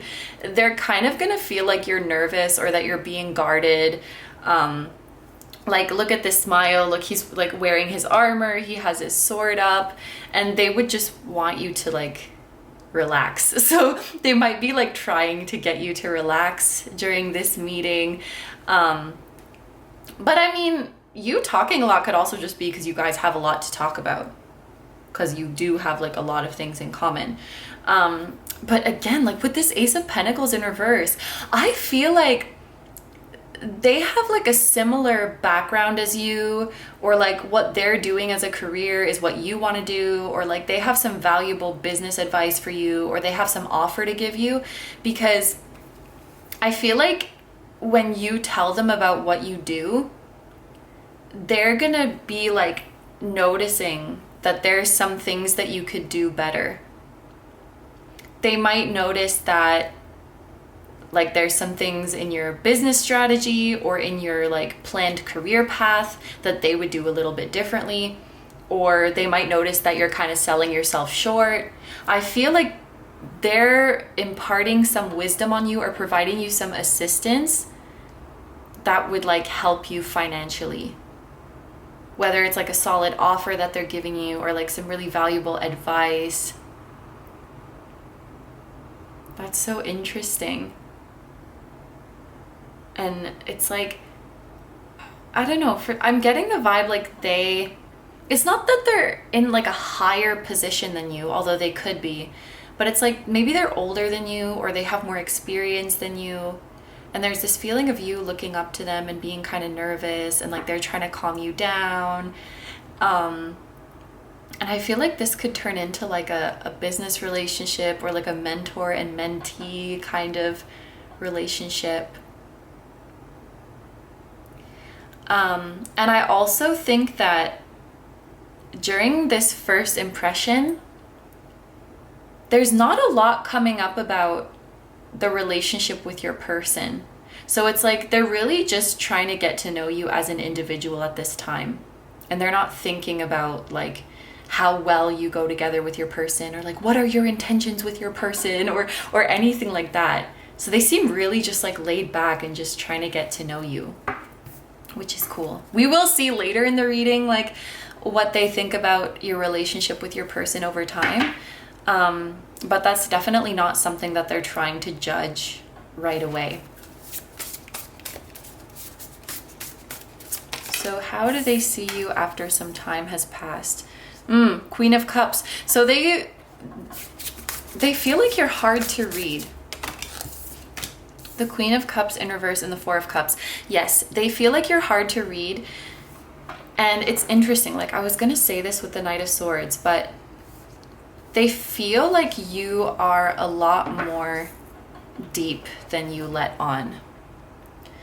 Like they feel like when they talk to you, they always just feel like they're scratching the surface and that there's more and more and more levels to you. Maybe there's some layers of you guys that you really only show to very, very intimate people. Maybe there's some layers to you guys that you never show anyone, but I feel like they intuitively pick up from you that you have so much depth to you and that you have so much wisdom to you. And they're always kind of left wondering like what else there is. Like I feel like you're an iceberg to them and they can just see like the tip of the iceberg, and it like fascinates them how much there is to you. I'm definitely getting that feeling with the Queen of Cups. And also with the Four of Cups, because this indicates like there's something that you're not seeing, there's something that's not being shown to you. You can see it very clearly in this visual where like, yes, I have these 3 cups. I've connected to some parts of you, but this is like your big depths. This is like the depth of your personality that they're not seeing or that they don't have access to. And again, it's like maybe they're wondering if you're just nervous to open up around them or if you just don't feel like opening up to them, but they're kind of curious about you.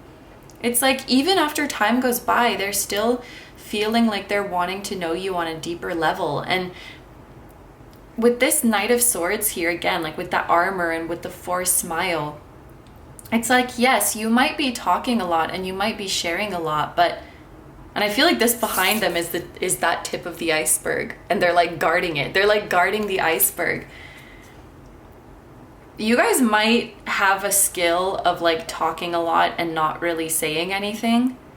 And it's like, it feels like some kind of protective mechanism or like defense mechanism to not let people see past this armor, or to not let people see the part of the iceberg that is underwater. You guys might, I don't know if it's like you're afraid of being intimate, of being open, or if it's just like some people just don't get access to that part of me and that's the way it is, which all of the power to you if it's like that. But they definitely, it feels like after some time they're still just kind of feeling like closed off from you, or like and I don't even know if they necessarily want or expect more access to you. It's just that they're curious. They're like, I see you. You have all this going on the surface, but there's more depth to you. I think they would guess that you're actually a lot more like soft and sensitive than you let on. And they would guess that you're a lot more wise than you let on. Like you might have this external persona that's like bubbly and chatty, but then they would think on the inside you're like very wise, very serene, very mature, like a very old soul. but for some reason that old soul part of you does not come across. So they're just left with that suspicion that you have this extra depth to you. But even after time passes, they feel like they're not really seeing it. And let me be clear, you don't have to show it to them. This is not them saying that like they want you to show it to them or they expect you to show it to them. They're just curious. Like they just find it fascinating. And maybe they're curious why this like wise old soul, like mystical, ethereal part of you is more hidden. But I just want to make it clear that like they don't feel entitled for you to open up like that. It's just something that they wonder about, because like we are looking at, you know, what they think of you. But yeah, it's like fascinating, and I think they really admire you. They feel a lot of wisdom in you, and they feel a lot of potential in you as well. Okay, so now we're going to take a look at these oracle cards. So this is going to be more so like what they think about your relationship with your person. How do they view the connection? How do they feel you go together? And things of that nature. So we have Angel of Strength.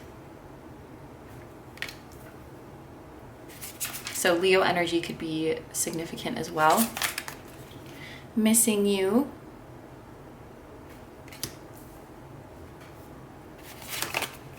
Uranus. Okay, interesting. So that matches with the Fool.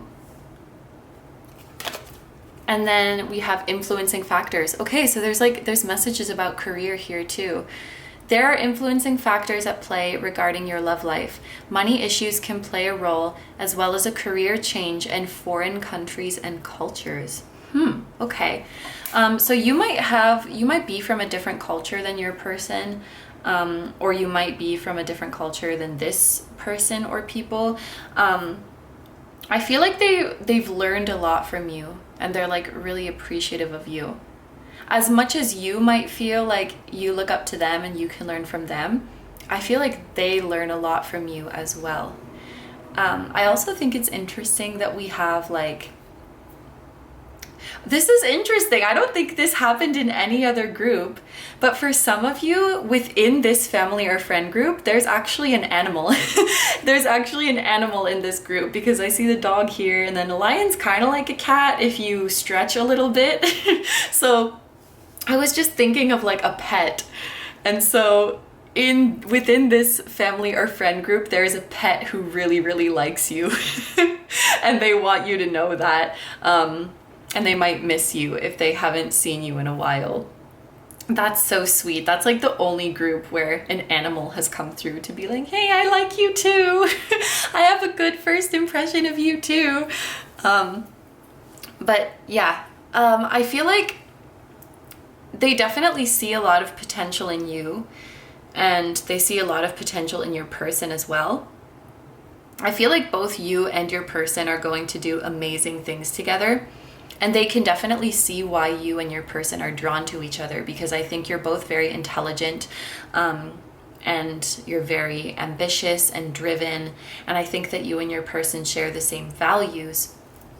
And they can see that. So like they really understand why you are drawn to each other. But I feel like with this like Uranus and this career and 9th house energy and like the crossroads, they might kind of wonder if you and your person will either grow in different directions or just end up like physically far apart from each other. And I think it has to do with some crossroads that you or your person may be at in your career. Like as a result of your career or business expanding, you might end up in a different part of the world, or like your person, as a result of their career expanding, maybe they might end up very busy.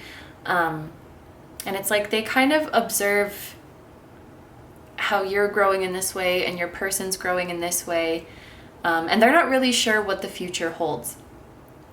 With that being said, I think that they would encourage you guys, like if you want to make this relationship work, you should, because when you have the same values and when you have this kind of compatibility and when you have this strong desire to grow together, that's really something that you should cherish. And I think that they would say to you, if you want to make this connection work, you have my full support.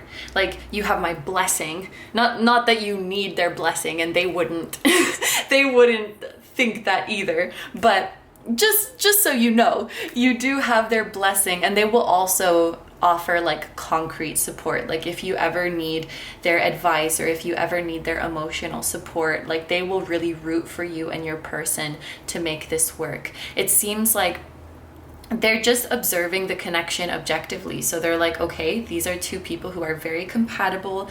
Their career paths and the circumstances of like the path that lies ahead might, you know, pose some, not problems, but it might bring us far apart sometimes. It might bring uncertainty to the connection sometimes, because Uranus is very unpredictable. But I feel like if you guys want to make this work, and if you have that inner strength and love for each other, then you will make it work, and I will fully support you. So, like, let's say, for example, this is a long distance relationship. You know, some friends and family might give advice to your person like, oh, long distance is really hard, you know, like, it's not gonna work out. Like, some people do think like that, and some people would advise like that, but I feel like they're just looking at the situation objectively, and they would never like insert themselves, you know, they would never like insert themselves or insert their opinion. So they just assess the facts, and they're like, do you want to make it work? Yes. Okay, then you have my support. It's very simple as that. And I think that they really do believe in your relationship. They believe that whatever your respective lives throw your way, wherever your career might take you, whatever your schedule ends up like, whatever your location ends up like, you can make it work. I think that's something that they really believe in. Like, if you have, where there's a will, there's a way. If you have the will and if you have the love, then there is a way. And I think that they would be really, really happy if you and your person can make it work. So yeah, they're like, you have my full support, and they're just so fascinated by you. And I think not only are they fascinated with like the depths that lie within you, but they're also really like interested and really excited about the things that you will achieve from here on out, and like what the future has in store for you. And I just really want you to know that they are like cheering you on every second of the way, whether they're like actively reaching out to you and cheering you on, or maybe they're just like watching and cheering you on from afar. I want you to know, and I think their higher self wants you to know, that they really, really support you, and they think you're really, really cool, and that you don't have to be nervous around them. Again, they don't want to pry, but just know that you can. Like, you can come to them for help. You can open up to them. You don't have to feel weird about it. Maybe, you know what? Maybe they would. This is not really the type of person to assert what, like, their own wants in cases like this, but honestly, maybe they do kind of maybe they do kind of wish that you would like confide in them, or that you would ask them for help, or that you would open up to them. Like, they want you to know that the door is open, and then at the same time they're secretly kind of hoping that you might like come knock in and open up to them. But yeah, this is a really nice person, or this is really nice people. And it's like, they'll support you no matter what. If you want this connection to move forward with your person, they will support that. And if things change, or if you don't, they will support that too. I guess I just want to make that emphasis, because not all of the groups were like that. There were some groups where like they would have a really strong opinion about what they wanted for the connection, and sometimes they were quite vocal about that, or even kind of pushy about that, where I feel like this energy is more like, I just want you to do what makes you happy, and I'm gonna support you either way, you know? But yeah, I think that is everything for this group. So group number 6, I'm gonna end your reading here. Thank you very, very much for letting me do this reading for you. I hope you have a wonderful day or night whenever you're watching, and I wish you all the best. Please take good care of yourself, stay healthy. My camera is focusing on this Queen of Cups face for some reason. Ooh, and I just saw 30:30 on the camera timer. This Queen of Cups, there is an emphasis on her third eye. There's also like a sun rising up from behind the clouds. Maybe this is your encouragement to start showing your inner Queen of Cups more often, to start showing off your spiritual side a little bit more, your intuitive and emotional side a little bit more. I think this side of you is very beautiful. I think this side of you is very inspiring, and like sharing your spiritual truths could be a huge help to others and a huge part of their journey. I wonder, this is kind of specific, but like maybe you feel like nervous and you need to impress them, and so you talk about your more like conventional interests or your more like palatable interests. But if you were to actually like open up to them about your spirituality and like your spiritual experiences, you might find that they're really receptive to that. It's like if only you just shared that side of you a bit more, you would see that it is received well and that it is appreciated. And I feel like just in general, not just with them, but like in general, this card is your sign to kind of let your inner spiritual goddess, your inner Queen of Cups, King of Cups, Ruler of Cups to come out and embrace that side of you a bit more, because you are very, very wise. You are a very old, wise, and gifted, holy crap, and gifted soul. And it's okay to let that part of you show. But yeah, no pressure. We're not prying. That is a sacred part of you, so I understand. But yeah, yes. Okay, so, oh my gosh. And as I put the card down and the camera is focusing right on that face again. This is you guys. So, what have I said of the intro so far? Whatever. I hope you have a wonderful day or night whenever you're watching, and I wish you all the best. Please take good care of yourself, stay healthy. Don't forget to like, comment, and subscribe if you feel like doing that. And you can also follow me on Instagram, where I regularly post pick a card readings. That will be linked in the description as well as in the pinned comment. And I have a music channel. The song that you guys heard at the very start of this video was an original song. So if you're interested in listening to the full version of that song or any of my other ones, the music channel will be linked down below for you as well. Group number 6. I'm sending you guys so much love. Much love to your person, and much love to this person or people as well, and to all of your spiritual teams. Once again, thank you so much for being here. And I just saw 3322, which could also be a relevant number for you guys. Thank you so much for being here. I truly appreciate your support, and I will see you guys in the next one. Bye bye. I also saw 3333. Bye bye.